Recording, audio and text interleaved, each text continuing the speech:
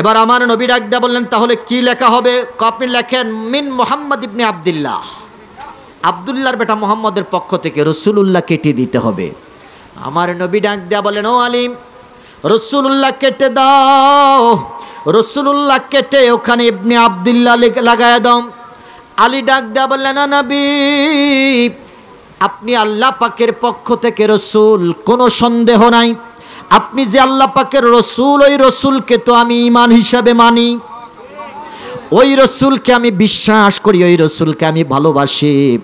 এই রসুলুল্লাহর রিসালাতকে টিকিয়ে রাখার জন্য আমি আলী প্রয়োজনে নিজের জীবনও দিতে পারি। ইয়া রাসূলুল্লাহ, আপনি দায়িত্ব থেকে আমাকে অব্যাহতি দেন। ও নবী, এই দায়িত্ব থেকে আমি আপনার কাছে পানাহা চাচ্ছি।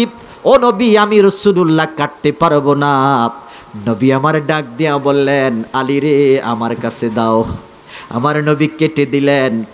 কাটার পরে ডাক দিয়া বললেন, ও আলী, এবার লেখো। আলী কই, ইয়া রাসূলুল্লাহ, আমাকে মাফ করবেন।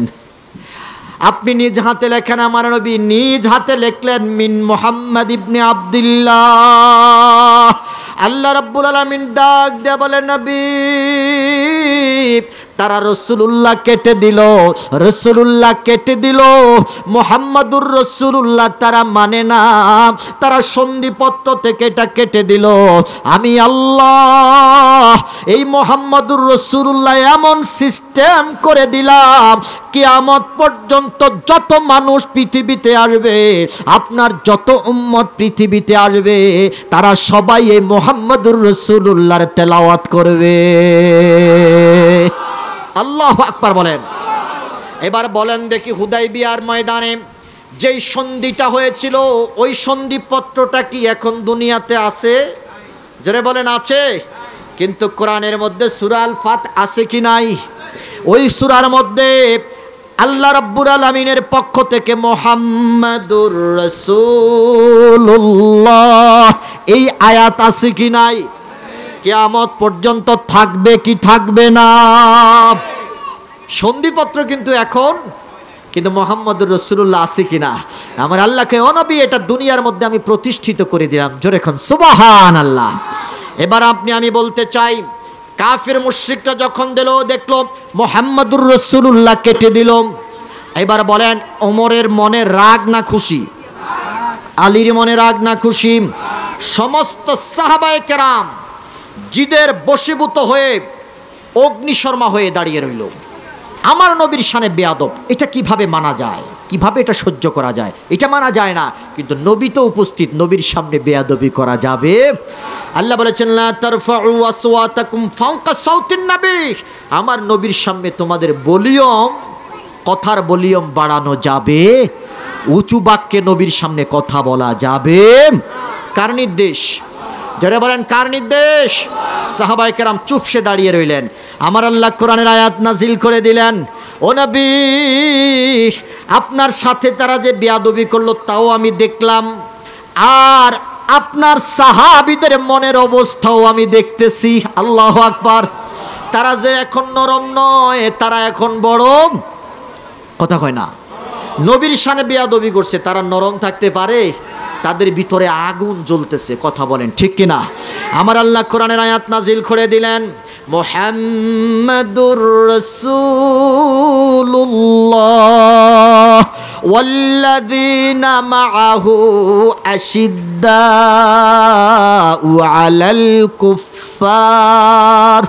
আলাল কুফফারি রুহামাউ বাইনাহুম। ও নবী, আপনি মুহাম্মদ আল্লাহ পাকের রাসূল, আমি মাওলার রাসূল। আলহামদুলিল্লাহি নাহমাদুহু ওয়া নাস্তাঈনুহু ونستغفره ونستهديه ونؤمن به ونتوكل عليه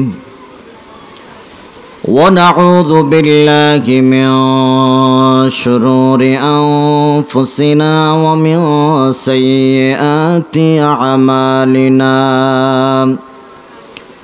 من يهده الله فلا مضل له ومن يضلله فلا هادي له ونشهد أن لا إله إلا الله الحي القيوم ونشهد أن سيدنا وسندنا وحبيبنا وطبيبنا وطبيب قلوبنا ونورنا وإيماننا محمدا عبد الله ورسوله الذي أرسله بالحق بشيرا ونذيرا وداعيا إلى الله بإذنه وسراجا منيرا فقد قال الله تعالى في كلامه المجيد وفرقانه الحميد شكل پڑھنا أعوذ بالله من الشيطان الرجيم بسم الله الرحمن الرحيم محمد رسول الله والذين معه أشداء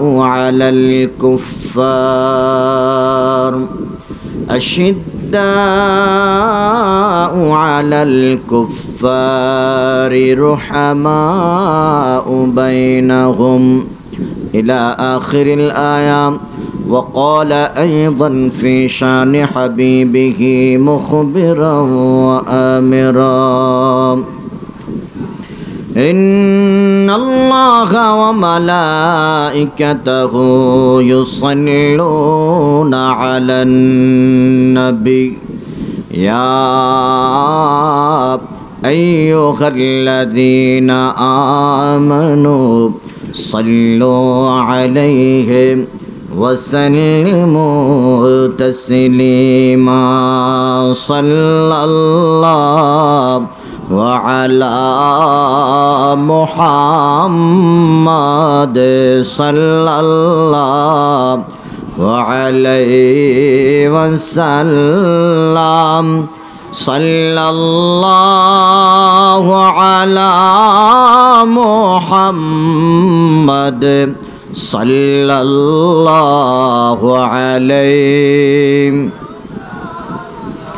فمحمدنا هو سيدنا فالعز لنا لإجابته صلى الله على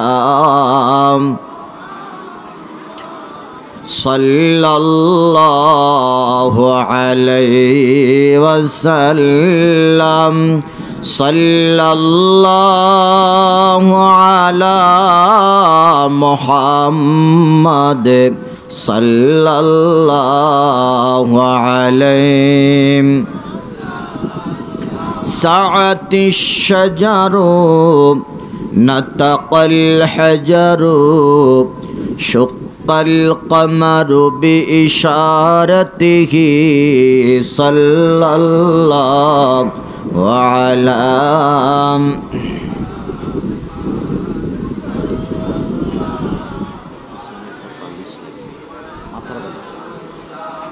صلى الله على محمد صلى الله عليه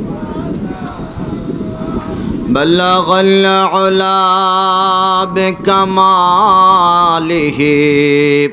كشف الدجى بجماله حسنت جميع خصاله صلوا عليه وآله بلغ العلا بكماله كشف الدجى بجماله حسنت جميع خصاله صلوا عليه।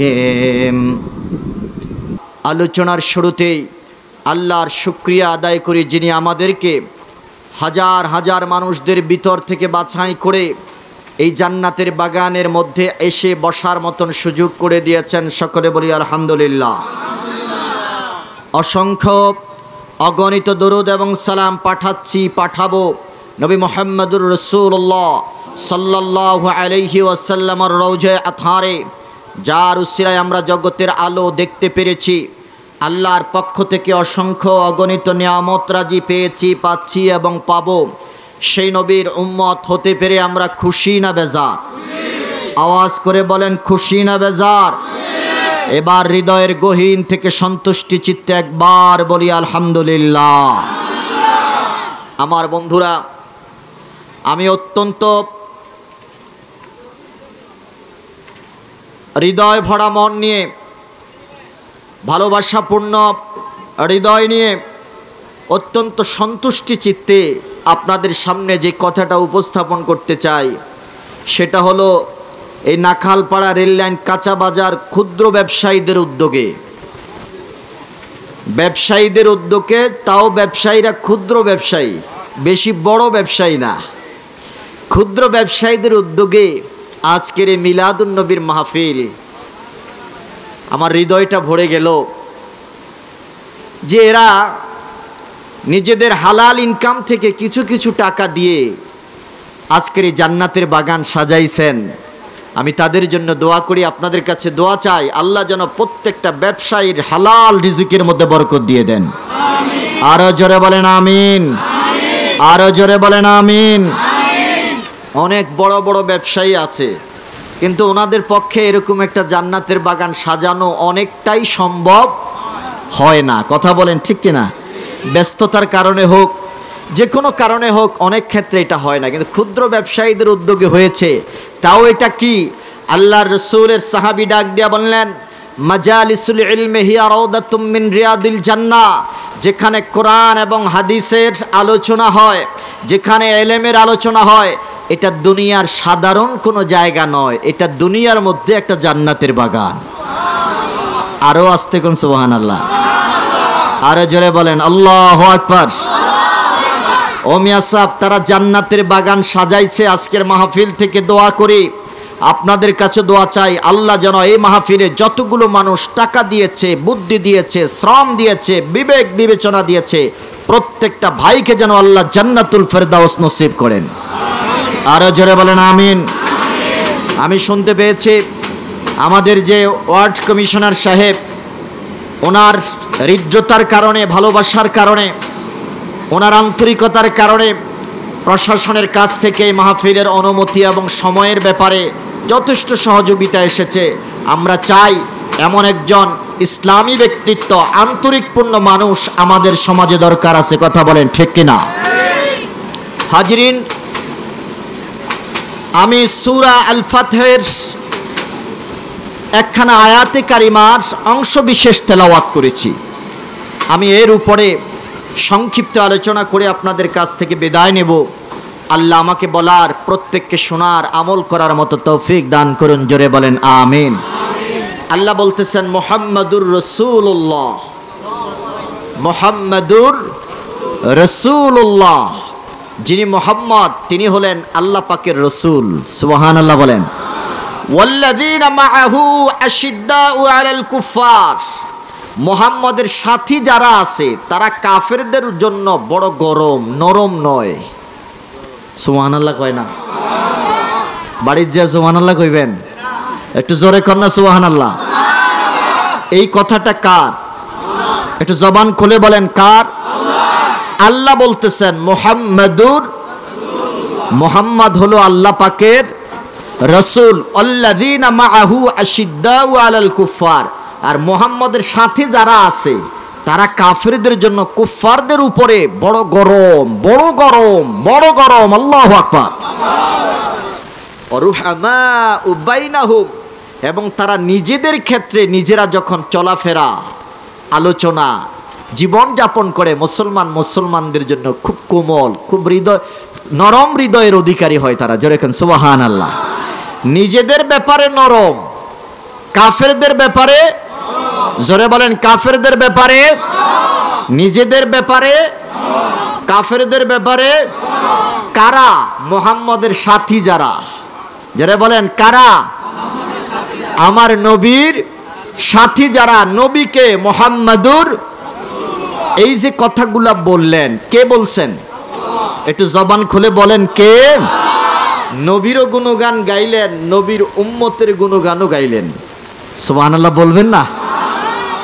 আমরা এখন দেখব আল্লাহ কেন এই কথাটা বললেন।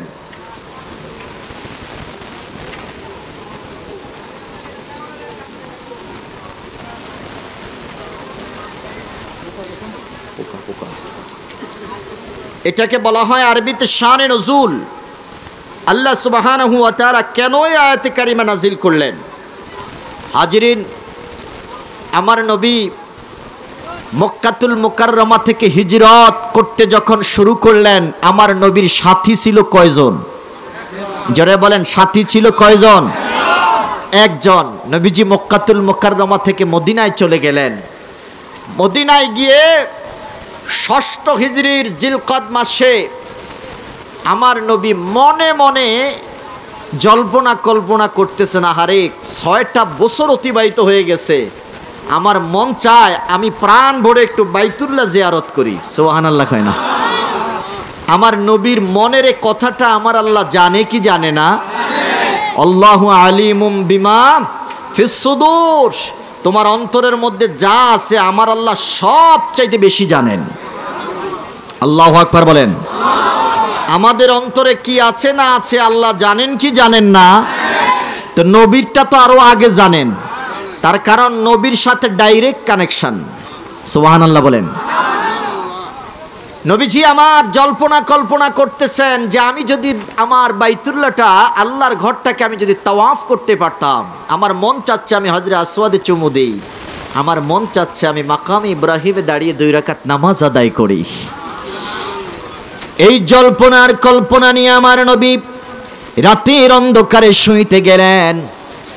এশার নামাজ আদায় করলেন। নামাজ আদায় করে নবীজি যখন ঘুমের ঘরে চলে গেলেন, ঘুমের ঘরে যাওয়ার পরে আমার নবী স্বপ্নে দেখেন, নবীজি স্বপ্নে দেখতেছেন সাহাবায়ে কেরামদেরকে নিয়ে আমার নবী আল্লাহর ঘর তাওয়াফ করতেছেন।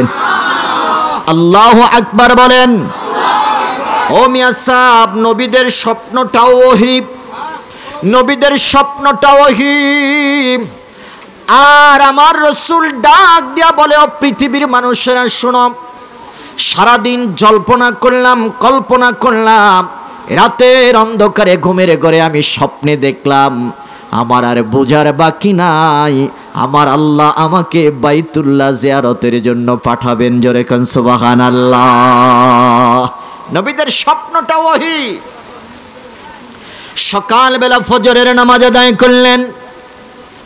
মসজিদে নববীর মধ্যে সাহাবায়ে কেরামদেরকে বসাইলেন।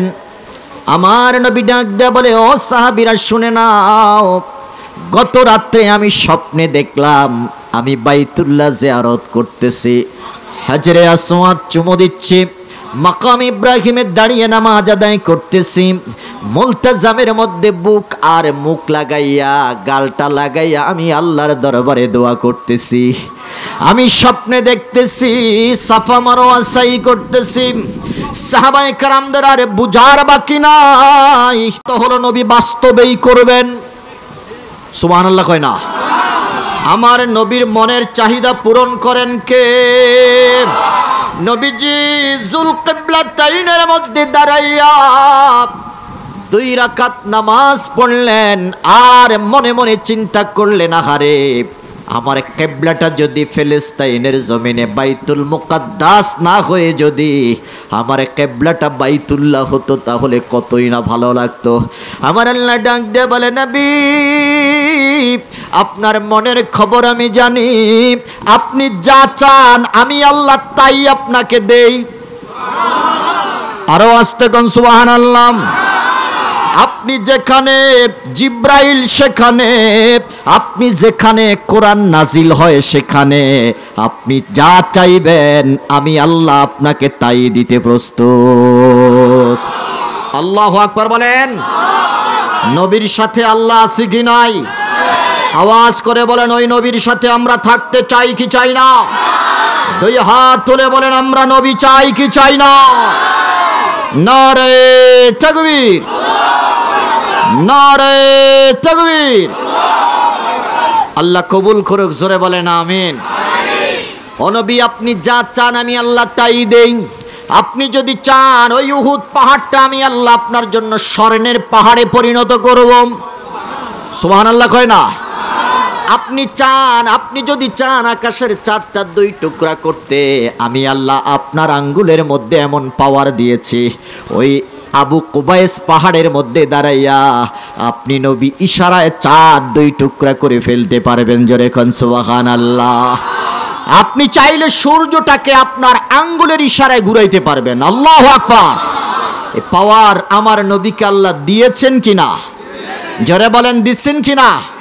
অর্থাৎ আপনি যা চাইবেন আমি আল্লাহ তাই দিব। শুধু কি দুনিয়ায় না, আখিরাতেও সাল তুতা, সাল তুতা। আপনি চান যা চাইবেন আমি আল্লাহ তাই আপনাকে দিব। আল্লাহু আকবার বলেন। ওই নবীর দাম আছে কি নাই? এটা কেমন নবী আমি একটু পরে আসতেছি, আপনারা আসেন তো আমার সাথে। আমার বন্ধুরা, আমার বাবারা, আল্লাহ রাব্বুল আলামিন ডাক দিয়া বললেন নবী মাত্র 2 রাকাত পড়লেন, আর 2 রাকাত বাকি আছে। আপনার মন চাইতেছে আপনি বাইতুল্লাহর দিকে ফিরে নামাজ পড়বেন। নবী গো আপনি চাইতেছেন, আমি আল্লাহ আপনাকে না দিয়ে পারলাম না। 2 রাকাত আপনি বাইতুল মুকাদ্দাসের দিকে ফিরে পড়লেন, আমি আল্লাহ এই মাত্র নির্দেশ দিলাম বাকি 2 রাকাত আপনি বাইতুল্লাহর দিকে ফিরে পড়বেন। আল্লাহু আকবার। আমার নবীকে কত ইজ্জত দিয়েছেন আমার আল্লাহ। এই জন্য এটাকে মসজিদে যুল কিবলাতাইন বলা হয়। 2টা কিবলা, ওখানে 2টা মেহরাব আছে। একটা হলো বাইতুল মুকাদ্দাসের দিকে, আর একটা মেহরাব হলো মক্কাতুল মুকাররমার দিকে। আমার নবী 4 রাকাত বিশিষ্ট নামাজ 2 রাকাত পড়ছেন বাইতুল মুকাদ্দাসের দিকে ফিরে, আর বাকি 2 রাকাত পড়ছেন বাইতুল্লাহর দিকে ফিরে। জোরে কোন সুবহানাল্লাহ। সাহাবায়ে কেরাম ডাক দেয়া বললেন নবী আপনি স্বপ্নে দেখেছেন, এর অর্থ হলো আপনি বাস্তবে এটা রূপ দিবেন। নবী বললেন সাহাবীরা রে, আমার মনকে বুঝাইতে পারি না, আমি বাইতুল্লাহ জিয়ারত করার জন্য মনটা ছুটে গেছে। ঘুমের ঘরে আমার আল্লাহ আমাকে ওহী দিয়ে জানিয়ে দিলেন, যাও বাইতুল্লাহর দরজা তোমার জন্য খুলে দেওয়া হয়েছে। আবু বকর ডাক দেয়া বললেন ও নবী আমি আপনার সাথে যাব। হযরতে ওমর ডাক দেয়া বলে নবী আমিও আছি। সাহাবায়ে কেরাম মসজিদে নববীর মধ্যে যারা আছেন তারা হাত তুলে দাঁড়িয়ে গেলেন, ও নবী আপনি যদি মক্কায় যান আমরাও আপনার সাথে মক্কায় যাব।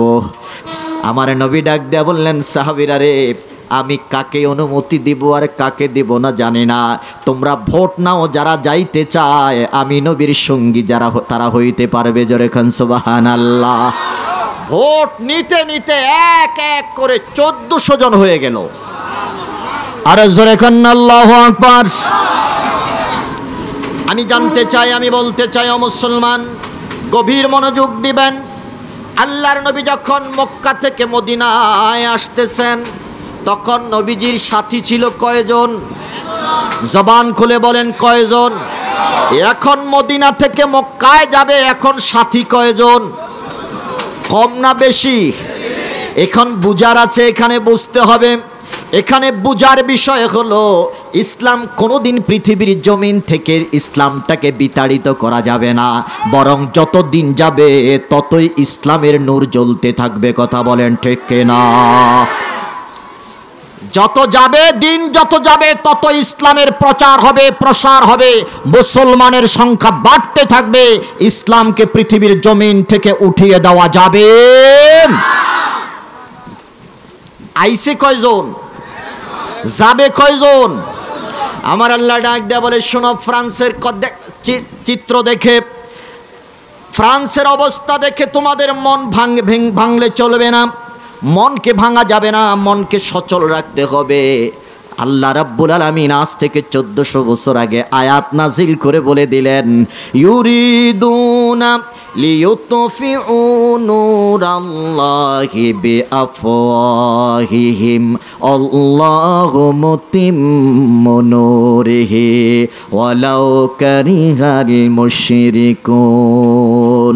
আমার আল্লাহ ডাক দেয়া বলে, ও নবী, আপনার উম্মতদেরকে বলে দেন, আমার গোলামদেরকে বলে দেন, এই জগতের মধ্যে নাস্তিক যারা, কাফের মুশরিক যারা, তারা চায় ইউরিদুনা লিউতফিউ নূরাল্লাহ, তারা চায় আমি আল্লাহর নূরটাকে পৃথিবীর জমিন থেকে মুখের ফুৎকার দিয়ে নিভিয়ে দিতে।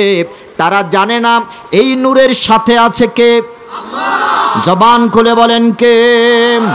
আমার আল্লাহ ডাক দেয়া বলে, আল্লাহু মুতিম্মু নূরিহি, তারা যত নিভাইতে চাইবে আমি আল্লাহ এটা আরো জ্বালাইয়া দেব। কত সুন্দর উপমা দিয়েছেন আমার আল্লাহ। ইউরিদুনা লিয়ুতফিউ নূরাল্লাহ, তারা চায় আল্লাহর এই নূরটাকে, প্রদীপটাকে মুখের ফুৎকার দিয়ে নিভিয়ে দিতে। মুখের ফুৎকার বুঝেন তো? গ্রাম অঞ্চলে যারা আছেন তারা চিনবেন, এখন তো ইলেকট্রিক বাতি, আগে ছিল ল্যাম্প, কুপি, আমাদের নোয়াখালী কুমিল্লার অঞ্চলে বলে চেরাগ, কেরোসিন তেল দিয়ে জ্বালায়। কথা বলেন ঠিক কিনা? এই চেরাগ, এই ল্যাম্প, এই কুপিটাকে নিভানোর জন্য বলেন আপনারা কি ইলেকট্রিক ফ্যান ব্যবহার করতেন? কিভাবে নিভাইতেন? কথা কয় না। আচ্ছা বলেন দেখি, এইভাবে এটাকে নিভানো সহজ না কঠিন? আল্লাহ বলতেছেন তারা চায় খুব সহজে ইসলামের নূরটাকে নিভাইয়া দিতে, মুখের ফুৎকার দিয়ে। ওরা জানে না এটা যে তুষের আগুন, এটার মধ্যে যত বাতাস দিবে আগুন তত বাড়বে। কথা বলেন ঠিক কিনা? ব্যঙ্গচিত্র প্রকাশ করে, সরকারি মদদে আমার নবীর অবমাননা করে মুসলমানদেরকে পৃথিবীর জমিন থেকে উঠিয়ে দিতে পারবে না, ইসলামের নূরটাকে নিভিয়ে দিতে পারবে না। যত আমার নবীর শানে বেয়াদবি করবা তত ইসলামের নূর পৃথিবীর আনাচে কানাচে ছড়িয়ে পড়বে। কথা বলেন ঠিক কিনা? আমি বলতে চাই, আজকে এই ব্যঙ্গচিত্রের মাধ্যমে তাম পৃথিবীর কাফের মুশরিকদের হৃদয়ের মধ্যে একটা ভূমিকম্প সৃষ্টি হয়েছে যে দেখো, আমরাও দেখিয়ে দিয়েছি নবীর জন্য রক্ত নয়, নবীর জন্য প্রয়োজনে নবীর উম্মত জীবন দিতেও প্রস্তুত। আমরা সবাই রাজি আছি? দুই হাত তুলে দেখাও, রাজি আছি কিনা? ইয়া রাসূল,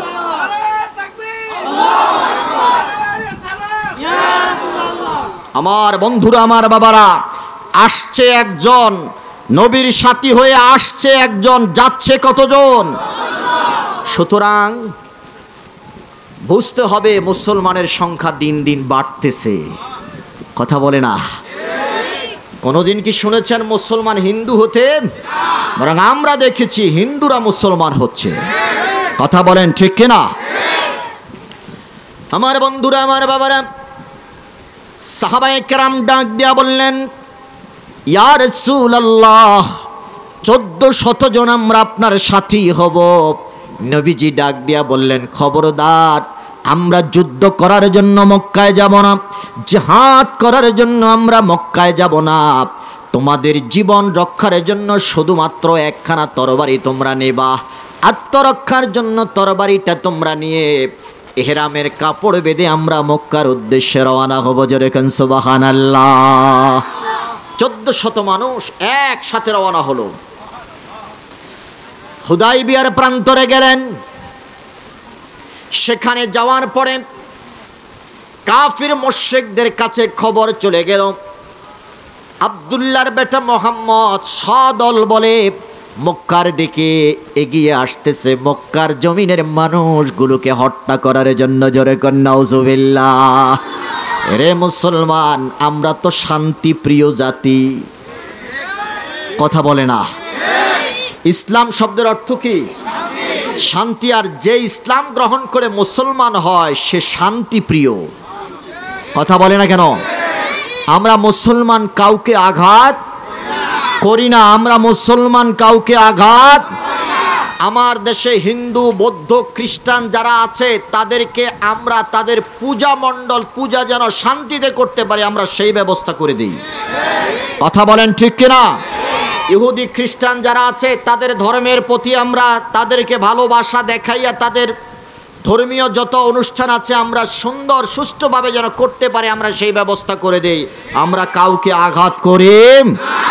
তবে শুনে রাখো, আমরা তখন গরম হই যখন আমাদেরকে আঘাত করা হয়, কথা বলেন ঠিক কিনা? আমাদেরকে যদি গরম বানানো হয়, আমরা এমন গরম হতে জানি যেই গরমের কারণে পৃথিবীর জমিনে কাফের মুশরিকদেরকে হত্যা করে ওই হত্যা স্তূপের মধ্যে কালিমার পতাকা উড়ায়, কথা বলেন ঠিক কিনা? আমরা শান্তিপ্রিয় মানুষ, শান্তিপ্রিয় জাতি, আমাদেরকে অশান্ত করার কোনো চেষ্টা করা যাবে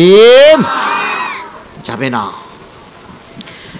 কাফির মুশরিকরা যখন দেখতে পাইল আব্দুল্লাহর বেটা মুহাম্মদ সদল বলে সে মক্কার দিকে এগিয়ে আসতেছে, এবার আমার নবী কাছে মেসেজ চলে আসলো, ইয়া রাসূলুল্লাহ, আপনি যে সামনে যাবেন, কাফের মুশরিকরা তো ব্যারিকেড দিয়ে দিল, সামনে যাওয়া যাবে না। বলে যে কেন? বলে যে হ্যাঁ, তাদের মনের ভিতরে ভয়, চোরের মনে পুলিশ পুলিশ, কথা বলে না কেন? চোরের মনে, তাদের মনের ভিতরে ভয়, তাদের মনের ভিতরে ভয় ঢুকে গেল। আপনি অর্থাৎ মুসলমানরা যদি মক্কার জমিনের মধ্যে ঢুকে তারা যদি তাদের বিরুদ্ধে অস্ত্র ধরে, তাহলে তাদের এই মুসলমানদের অস্ত্রের আঘাত থেকে বাঁচার মতো শক্তি পৃথিবীর কারণেই, কথা কোন ঠিক কিনা? এরা মুসলমান ধরে তো ধরে না, ধরলে ছাড়ে না, কথা বলেন ঠিক কিনা? কাফেরদের মনের ভিতরে একটা ভয় যে আব্দুল্লাহর বেটা মুহাম্মদ যেটা বলে এটাই হয়, কথা কয় না? আব্দুল্লাহর বেটা মুহাম্মদ যা চায় সে তাই পায়। তার কারণ আব্দুল্লাহর বেটা আমার নবী মুহাম্মদের সাথে আছেন কে? আর জোরে বলেন আছেন কে? আল্লাহ আছে। সুতরাং আমার নবীর কি কোনো ভয় আছে? নবীর উম্মতদের কোনো টেনশন আছে? রে পৃথিবীর মুসলমান, এই জগতের মধ্যে আল্লাহর নবী যা চায় আমার আল্লাহ তাই দেয়। এই জিনিসটাকে বোঝানোর জন্য কাফেরদের ভিতরে ইয়াকিন চলে আসছে যে খবরদার, মুহাম্মদ যা বলে তাই হয়, মুহাম্মদের সাথে উল্টাপাল্টা করা যাবে। আপনারা দেখেছেন আর্মেনিয়া আর আজারবাইজান যখন এখন যুদ্ধ স্থগিত হয়েছে, আর্মেনিয়া কিন্তু আজারবাইজান অর্থাৎ মুসলিম রাষ্ট্র আজারবাইজানের উপরে সর্বপ্রথম উস্কানিমূলক হামলা চালাইছে, কথা বলেন ঠিক কিনা? কিন্তু মুসলমান এমন জাতি, ধরে তো ধরে না, ধরলেন যখন গলা চিপ্পা ধরছে, টুটি চাইপা যখন ধরছে, তখন আর্মেনিয়া ব্লেজ গুটাইয়া কইতেছে, ভাই আমরা তো আর পারুম না, এখন তোমাদের সাথে আমরা সন্ধি করতে চাই। মুসলমানদের চেতাইও না মিয়া, চেতাইলে কিন্তু পরনের লুঙ্গিও থাকবে না, কথা বলেন ঠিক কিনা? এই জগতের মধ্যে তাদের ইয়াকিন, তাদের বিশ্বাস, মুহাম্মদ যা বলে তাই হয়। তাদের ইয়াকিন হয়ে গেল, তাদের বিশ্বাস জগতের মধ্যে তারা প্রমাণও পেয়েছে আব্দুল্লাহর বেটা মুহাম্মদ মুখ দিয়া যেটা বের করে এটা করেই ছাড়ে। জোরে কোন সুবহানাল্লাহ। তার কারণ রব আছে আমার নবীর সাথে। একদিন আবু জাহেল ডাক দিয়া বললে, এ পৃথিবীর মক্কার কাফেররা শুনো, এই জগতের মধ্যে মুহাম্মদ নতুন ধর্মের প্রচার করতেছে, হিজরতের আগের কথা, নতুন ধর্মের প্রচার করতেছে, তাকে তো দাবিয়ে রাখা যায় না। দিন যত যায় অত খালি মুসলমান বাড়তেছে, সুবহানাল্লাহ বলেন। দিন যত যায় মুসলমানের সংখ্যা বাড়তেছে, কমে না। যতই মানুষদেরকে বারণ করা হয়, মানুষ দেখি তার কাছে গেলে পরিবর্তন হয়ে যায়। এই জগতের মধ্যে আবু জাহেল মজলিস শুরা কায়েম করল, বিভিন্নভাবে বৈঠক আরম্ভ করে দিল। ডাক দেয়া বলে, মক্কার লিডার নেতারা শুনে নাও, মুহাম্মদকে এভাবে দাবিয়ে রাখা যাবে না। তবে শোনো, সামনে হজের মৌসুম আসতেছে, পৃথিবীর দিক বিদিক থেকে মানুষগুলো আল্লাহর ঘর, পৃথিবীর প্রথম ঘর বাইতুল্লাহ তাওয়াফ করার জন্য আসবে। আমাদের ঘরের মানুষগুলো, কওমের মানুষগুলো আমরা হারাইছি, বাহিরের মানুষও যেন এখানে ভিড় না জমায়, আব্দুল্লাহর বেটার কাছে যেন যাইতে না পারে। সেহেতু এটাকে প্রতিরোধ করার জন্য কার্যক্রম হাতে নিতে হবে। কি? প্রত্যেকটা রাস্তার মাথায় মাথায় লোক বসিয়ে দিতে হবে। তাদের কাজ হবে কি? আব্দুল্লাহর বেটা মোহাম্মদ পাগল, তোমরা তার কাছে যেও। এরে মুসলমান, আমি জানতে চাই, আমার নবী পাগল না ভালো? জোরে বলেন, ভালো না পাগল? আমার নবী পাগল, তবে কার পাগল? আল্লাহর পাগল। আমার নবীকে পাগল বলা যাবে? যাবে না। প্রত্যেকটা রাস্তার মাথায় লোক বসিয়ে দিল। তাদের স্লোগান হলো, মোহাম্মদ নামের যে মানুষটা আছে এটা পাগল, এটার কাছে যেও না। এটা যদি কোনো দাওয়াত দেয়, কোনো কথা বলে, তোমরা এই কথাগুলো শুনবে না। ও মুসলমান, এক ফেরিওয়ালা আস্তে আস্তে করে মক্কার দিকে ঢুকতেছে ব্যবসা করার জন্য। ক্ষুদে ব্যবসায়ী, এই যে ক্ষুদ্র ব্যবসায়ীরা, তোমাদের ওয়াজ চলতেছে, ক্ষুদ্র একজন ব্যবসায়ী ফেরিওয়ালা, বুঝেন তো? ঢাকার শহরে লেস পিতালেস, ওরে কথা কয় না, পিঠে গাঠুরি, ছাই নিবেন ছাই। গ্রামে কিন্তু ছাই ফেলাই দেয়, আর শহরে আমরা ছাই কেজি হিসেবে কিনি। কথা বলে না, ঠিক কিনা বলেন? ক্ষুদ্র ব্যবসায়ী ফেরিওয়ালা আসতেছে, বাহির থেকে মানুষ আসবে আল্লাহর ঘর বাইতুল্লাহতে জিয়ারত করার জন্য। এই জগতের মধ্যে কাফের মুশরিকরা লোক বসিয়ে দিল। আবু জাহেল যে রাস্তার মাথায় বসা, সবচাইতে বড় নেতা যিনি, তিনি ওই কার্যক্রম হাতে নিয়েছেন। ওই ফেরিওয়ালা আসতেছে ব্যবসা করার জন্য। আবু জাহেল ডাক দেয়া বলে, রে ব্যবসায়ী, আমি বলতে চাই তুমি যাচ্ছ কোথায়? বলে যে আমি ব্যবসা করার নিয়তে এসেছি। বলে যে তোমার এখানে কি আছে? বলে যে অনেক গহনাগাটি আছে, কানের ফুল, নাকের ফুল, কানের দুল, লিপস্টিক, আর কত আইব্রু আর কত ব্রু আছে, সব আছে আমার কাছে, কোনো কিছুর অভাব নাই। বলে যে শোনো, তোমার প্রতি আমার এক নাম্বার ওয়াজ হলো এই, আমাদের এই মক্কার জমিনের মধ্যে একজন মানুষ আছে যার নাম হলো মোহাম্মদ, ওইটা একটা আস্তা পাগল, ওই মোহাম্মদের কাছে যাওয়া যাবে না। জোরে কন নাউজুবিল্লাহ। এই আব্দুল্লাহর বেটা মোহাম্মদ, এটা একটা পাগল, ওই পাগলের কাছে যেও না। ফেরিওয়ালা ডাক দেয়া বলে, আমার মাথা খারাপ হয়েছে, আমি আইছি এখানে ব্যবসা করার জন্য, কে ভালো আর কে পাগল এটা তো আমার জানার দরকার নাই। কথা বলেন ঠিক কিনা? কে ভালো আর কে খারাপ এটা আমার জানার দরকার নাই। আমার নবী যা মুখ দিয়ে বের করেন তাই হয়, এই কথাটা কাফেররাও জানে। আমার নবীর উম্মতদেরকে এই কথাটা বোঝানোর জন্য আমি এত দূরে চলে গেলাম।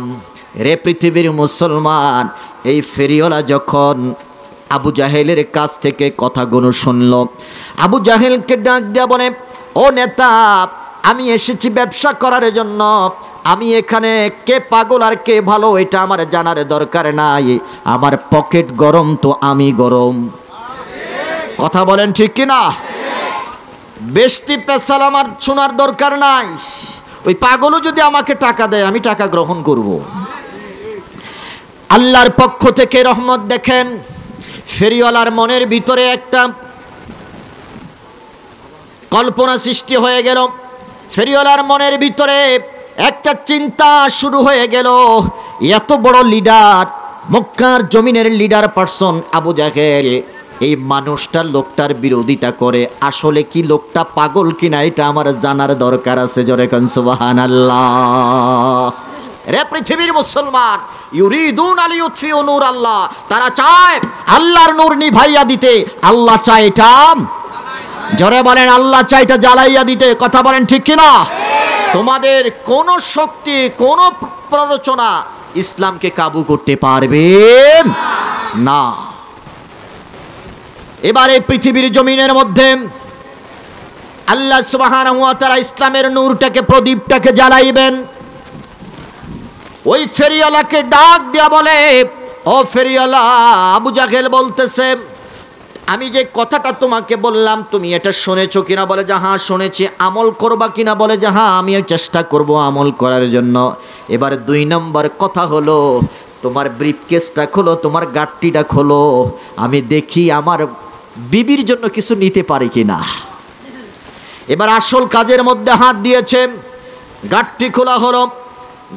গাঠুরিটা খোলার পরে এবার তার স্ত্রীর জন্য কানের দুল, নাকের ফুল, গলার হার, যত কিছু আছে পছন্দ মতো নিয়েছে। নিয়ে এটাকে একটা পুটলি বানাইলো। পুটলি বানিয়ে এবার আবু জাহেল পুটলিটা কাদের উপরে নিয়ে সোজা হাঁটা ধরছে। দাম দেয় নাই, কথা কয় না। ওটা তো লিডার মিয়া, কথা বলেন। এটা কি? আমার দল ক্ষমতায়, আমি এখন সেরা, কথা বলেন ঠিক কিনা? দল এখন আমার ক্ষমতায়। যেই দলে আসে, আমার দেশে এরকম কিছু লিডার পার্সন পাওয়া, কথা বলে না। আপনাদের এলাকায় নাই, আমার এলাকার কথা আমি বলি। যেই দলে ক্ষমতায় যায়, দোকানে চা খায়, টাকা দেয় না, কথা বলেন ঠিক কিনা? এই ক্ষুদ্র ব্যবসায়ীরা কয় টাকার মালামাল নিয়ে বসে, এখান থেকে মালামাল নেয়, টাকা দেয় না। যদি টাকা চাওয়া হয়, তুই কি আমারে চিনিস না? এরকম পাতি নেতা আছে না? জোরে বলেন আছে কি না? এই এলাকায় নাই, আমার এলাকার কথা আমি বলতেছি। কিছু পাতি নেতা এরকম দেখা যায়, যারা নিজের কওমের প্রভাব খাটায়, নিজের পরিবারের প্রভাব খাটায়, নিজের বাবার প্রভাব খাটায়। আমার বাবা চেয়ারম্যান, কথা বলেন ঠিক কিনা? আমার বাবা মসজিদের খতিব সাহেব, তোরে আমি কি জন্য টাকা দিব? আছে না? আছে না? এরকম পাতি নেতা কিন্তু আছে। আবু জাহেল একটু দলের প্রভাব খাটাইল। আমাকে সবাই সালাম দেয়, আমাকে সবাই স্যালুট দেয়। ও পৃথিবীর মুসলমান, আমি যদি ভালো নেতা হই, আমি যদি ভালো লিডার হই, তাহলে সবাই আমাকে সামনে সালাম দিবে আর আমার পিছনে আমার জন্য দোয়া করবে, কথা বলেন ঠিক কিনা? আর যদি নেতা হিসাবে আমি ভালো নেতা নয়, মানুষের উপরে অত্যাচার, নির্যাতন, জুলুম করি, চা দোকানের টাকা দেই না, সিগারেট খাই, টাকা দেই না, হ্যাঁ তরকারি নেই, টাকা দেই না, এরকম জুলুমবাজ নেতা যদি হয়, সামনে সালাম দেয় ঠিকই, পিছনে গেলে ওরে সালাম দেয় না, জুতার বাড়ি দেয়, কথা বলেন ঠিক কিনা? আমার এলাকার এক লোক মারা গেছে, অনেক আগের কথা। ওই লোক মারা যাওয়ার পরে মানুষ কয়, প্রথম শোনার পরে কয় ইন্না লিল্লাহি ওয়া ইন্না ইলাইহি রাজিউন, একটু পরে কয় ওইটা মরছে তো আল্লাহ আমগরে বাঁচাইছে, কথা কন না? এরকম বদ মানুষ আমাদের সমাজে আছে না? আবার আরেকজন মানুষ যিনি মারা যাওয়ার পরে ডাক দেয়া বলে, আহারে এই মানুষটাকে আল্লাহ নিয়ে গেছেন, কত ভালো মানুষ ছিল আমাদের সমাজের জন্য। মুখ থেকে দোয়া লাগে না, হৃদয় থেকে দোয়া চলে আসে। আর আরেকটা মানুষ মারা গেলে মুখ দিয়ে তো কই, অন্তর দিয়েও তার জন্য বদদোয়া করে, কথা বলেন ঠিক কিনা? আমরা সবাই ভালো মানুষ হতে চাই, জোরে বলেন আমরা সবাই ভালো মানুষ হতে চাই। আল্লাহ আমাদেরকে কবুল করুক, জোরে বলেন আমিন। ও পৃথিবীর মুসলমান, গাঠুরিটা পুটলিটা কাদের মধ্যে নিয়ে আবু জাহেল এবারে ঘরের দিকে চলে যাচ্ছে।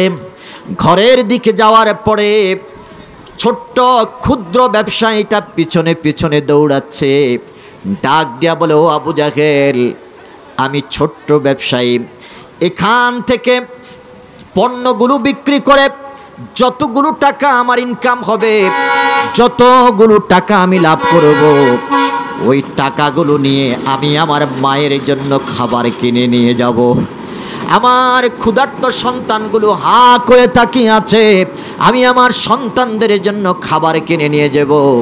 আমার মা, আমার সন্তান, স্ত্রী পুত্রের পেটের মধ্যে তুমি লাথি দিও না।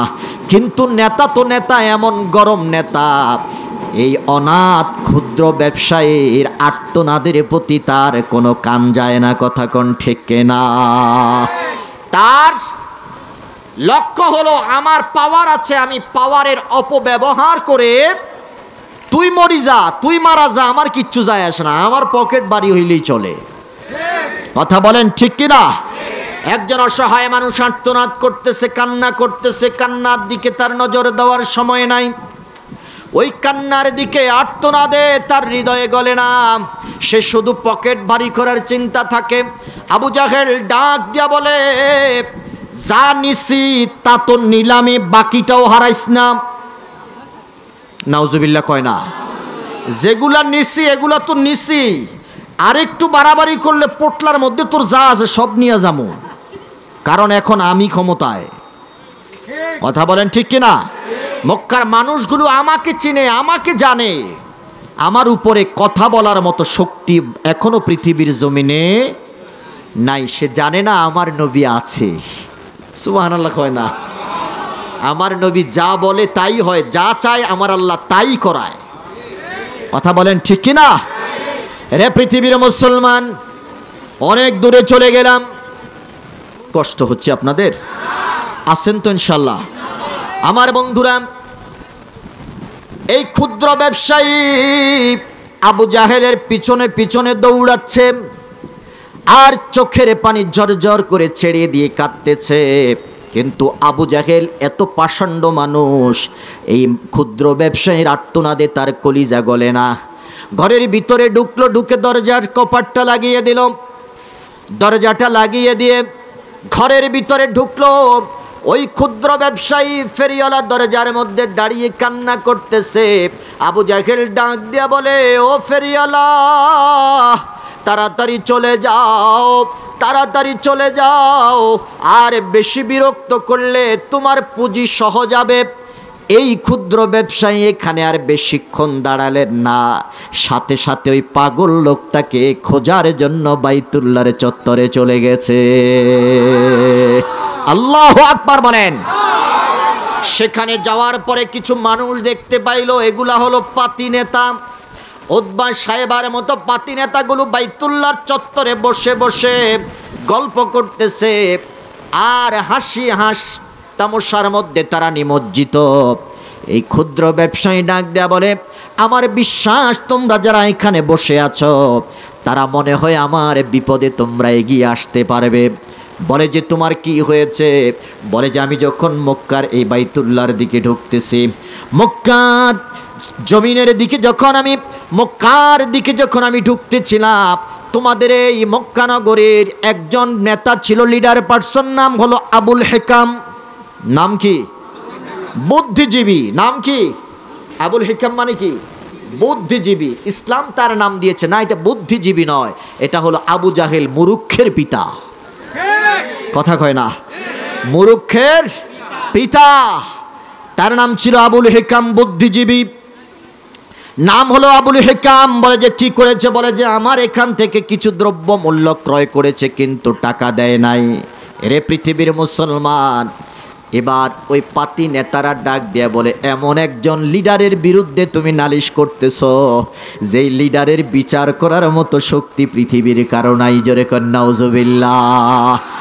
এই লিডারের বিচার করার মতো শক্তি পৃথিবীর কারণ।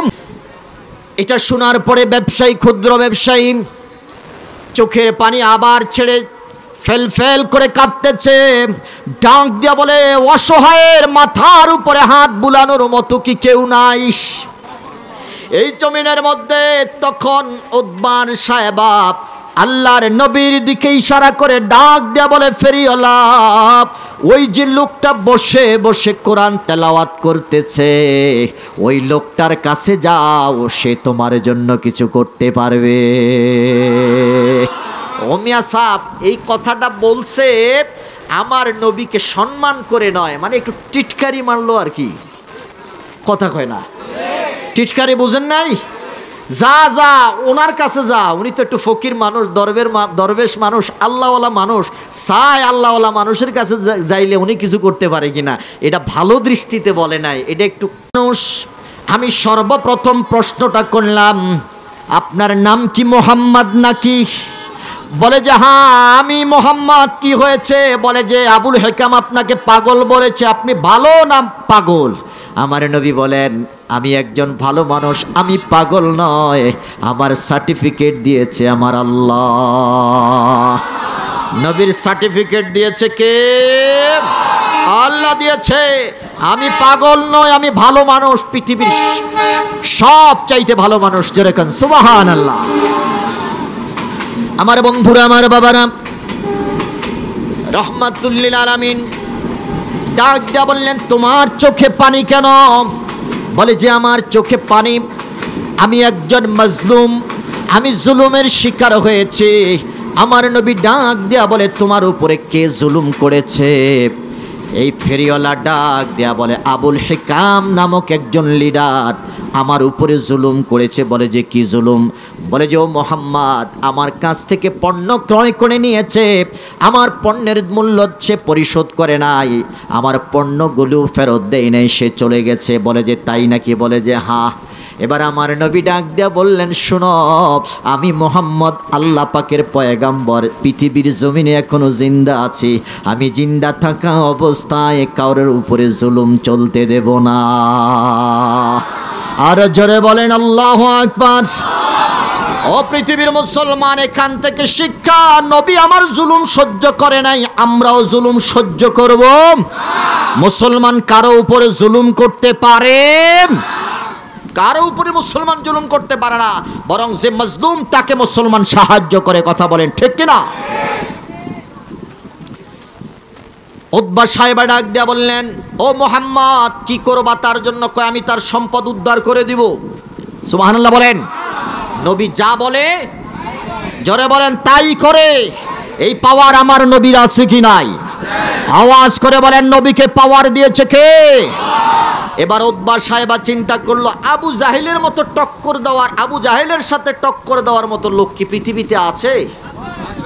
তাদের বিশ্বাস ছিল যে না, এমন লোক পৃথিবীতে নাই।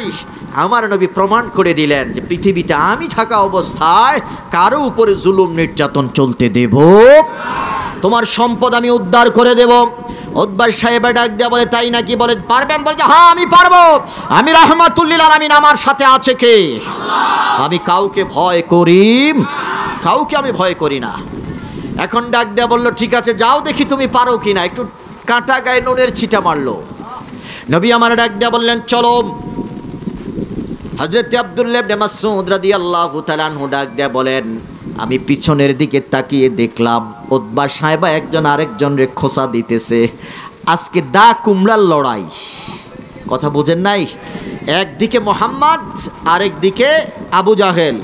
দেখবো এবার কে বিজয়ী হয়। তাদের ইয়াকিন, তাদের আকীদা ছিল আমার নবী কোনোদিন আবু জাহেলের সাথে পারবে না, এটা ছিল তাদের ইয়াকিন। আবার এটাও ইয়াকিন, বিশ্বাস করেছে মোহাম্মদ তো বলেই ফেলছে, না জানি আজকে কোন দুর্ঘটনা ঘটায় দেয়। সুবহানাল্লাহ কয় না? আরো জোরে কোন আল্লাহু আকবার। আমার এই জগতের মধ্যে আবু জাহেল হাতের মুঠো করে বড়ই নিয়ে আসছে। কি জোরে বলেন? কি বড়ই নিয়ে এসেছে। নবীকে বললেন, জাইতুন অথবা বড়ই নিয়ে এসেছে। নবীকে বললেন, মোহাম্মদ বলো, বলো আমার হাতে কি? আমার নবী ডাক দেয়া বললেন, আবু জাহেল চাচা, আমি যদি বলতে পারি তাহলে কি হবে? তুই যদি বলতে পারিস তাহলে বুঝবো তুই সত্যিকারের নবী। হাতের মুঠে কি আছে দেখা যায়? জোরে বলেন দেখা যায়। কিন্তু আমার নবীকে এমন পাওয়ার দিয়েছেন আমার আল্লাহ, তিনি হাতের মুঠো কেন, তাহতাস সারা, সাত জমিনের নিচে কি আছে আমার নবী সব জানেন। আর জোরে বলেন আল্লাহু আকবার। নবীকে জানাইছেন কে? আর জোরে বলেন নবীকে জানাইছেন কে? সুতরাং ওই নবীকে মূর্খ বলা যাবে? আর জোরে বলেন যাবে? আমার নবী ডাক দিয়া বললেন, চাচা আমি যদি বলতে পারি তাহলে কি হবে? বলে যে তুমি যদি বলতে পারো তাহলে বুঝবো তুমি সত্যিকারের নবী। বলে যে ও চাচা, আমি আজকে প্রমাণ করব আমি সত্যিকারের নবী। আমি মোহাম্মদ মুখ দিয়ে যেটা বের করি ওইটাই হয়ে যায়। জোরে কোন সুবহানাল্লাহ। ও চাচা, আপনার হাতের ভিতরে পাথর আনছে কি? ওরে কথা কয় না। আল্লাহর নবী বলছেন কি? আবু জাহেল কয়, বাতিজা দরা খাইছো, বাতিজা তুমি দরা খাইছো। আমার নবীকে আমি দরা খাই নাই। এবার আবু জাহেল ডাক দে বলে, মনের ভিতরে ইয়াকিন মোহাম্মদ যা কয় তাই হয়। আমার নবীকে ডাক দেয়া বলে, ও মোহাম্মদ এখনো সময় আছে, সুযোগ আছে। আমি চাই না তোমাকে লজ্জা দিতে, তুমি যে মিথ্যা নবুয়তের দাবিদার এটা প্রমাণ হয়ে গেছে। আমি চাই না তোমাকে লজ্জা দিতে, আমি চাই না তোমাকে লজ্জিত করতে। এখনো সময় আছে, তুমি তোমার পূর্বের ধর্মটা বাদ দিয়ে দাও। আমি তোমাকে লজ্জা দিতে চাই না। আমার নবী বললেন, চাচা কইছি কথা ফিরতাম না। সুবহানাল্লাহ কয় না? যেটা কইছি এটাই, আমি ফিরতাম না। আমি যে সত্যি নবী, আপনার কাছ থেকে সার্টিফিকেট নেওয়া লাগবে না। সার্টিফিকেট দিছেন কে? মুহাম্মাদুর রাসূলুল্লাহ। কার কথা? আমি জানি না আমার আলোচনায় আমি প্রবেশ করতে পারবো কিনা, এখনো কিন্তু ভূমিকার মধ্যে আছি। আছেন তো আপনারা? এখনো আলোচনার ভিতরে আমি যাই নাই। নবী বললেন, ও চাচা কইছি কথা ফিরতাম না, আপনি হাত খোলেন, আমি যেটা কইছি এটাই রাইট। আবু জাহেল কয়, ও ভাতিজা এখনো সময় আছে, তুমি ফেরত আসো, কাম ব্যাক করো, পিছনে আসো। বললেন যে না, আমি যেখানে যাই সামনে যাই, আমি পিছনে আসি না। সুবহানাল্লাহ কয় না? শুধু আমি নয়, কিয়ামত পর্যন্ত আমার যত উম্মত পৃথিবীতে আগমন করবে, ইসলাম নামক রশি যে একবার ধরেছে এটা কোনোদিন সে ছাড়বে না। বলে যে বাতিজা তাই নাকি? আবু জাহেলের ভিতরে খবর হয়ে গেছে, মোহাম্মদ বাতিজা যা কইছে এটা তো ভুল হওয়ার কথা না। মাঝে মাঝে একটু চাপ দে, ঘটনা খারাপ। এটা তো এখন বড়ের মতো লাগে না, যে পাথরের মতোই লাগতেছে। কিন্তু ইয়াকিন, বিশ্বাস, আমি নিজ হাতে এটা পাইরা আনছি। কথা বলে না? নিজ হাতে এটা পাইরা আনছি, এটা যে বড়ই কোনো সন্দেহ। আমি ঢাকার চাঁদপুর থেকে ইলিশ কিনছি, রূপালী ইলিশ। একটা ইলিশের দাম পড়ছে 1700 টাকা। বড় দেখেই আনলাম। প্রোগ্রাম ছিল আমার নদীর ওই পাড়ে, রাতে আর আসতে পারে না। পরের দিন সকালে গিন্নি ফোন করে কইছে, ইলিশ মাছ ছাড়া ঘরে আসতে পারবা না। চাঁদপুরের ইলিশ, রূপালী ইলিশ। কথা বলেন, ঢাকার মানুষ আমরা চাঁদপুরের ইলিশ খুঁজি। চাঁদপুরের ইলিশটা মজা আছে কি নাই? জোরে বলেন, আছে কি নাই? মিঠা নদীর পানি, মিঠা পানির মাছ। যাই হোক, একটা মাছ কিনলাম, কিনে আনলাম ঘরের মধ্যে। গিন্নি তো খুশি। যেই মাত্র এটাকে কাটতে গেল, মাথার এই দিকে নিল, পেটের কাছে আইসে পরে বডি অন কের কের কের কের করে শব্দ করতেছে। গিন্নি আমাকে বলতেছে, মনে মনে ভাবলাম এটার ভিতরে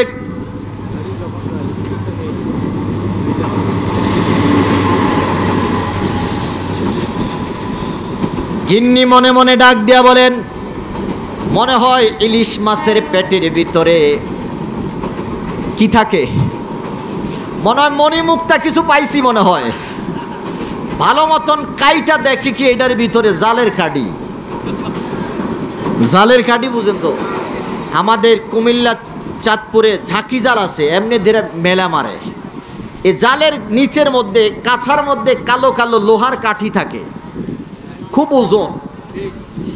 ইলিশ মাছের পেটের ভিতরে কাঠি দিয়া দিছে, এই লোহার ছোট ছোট কাঠিগুলা। আচ্ছা বলেন দেখি, ইলিশ মাছের কেজি যদি 1500 টাকা হয়, ইলিশ মাছের কেজি যদি 1200 টাকা হয়, 1000 টাকা হয়, তখন ওই লোহার কেজিও কত?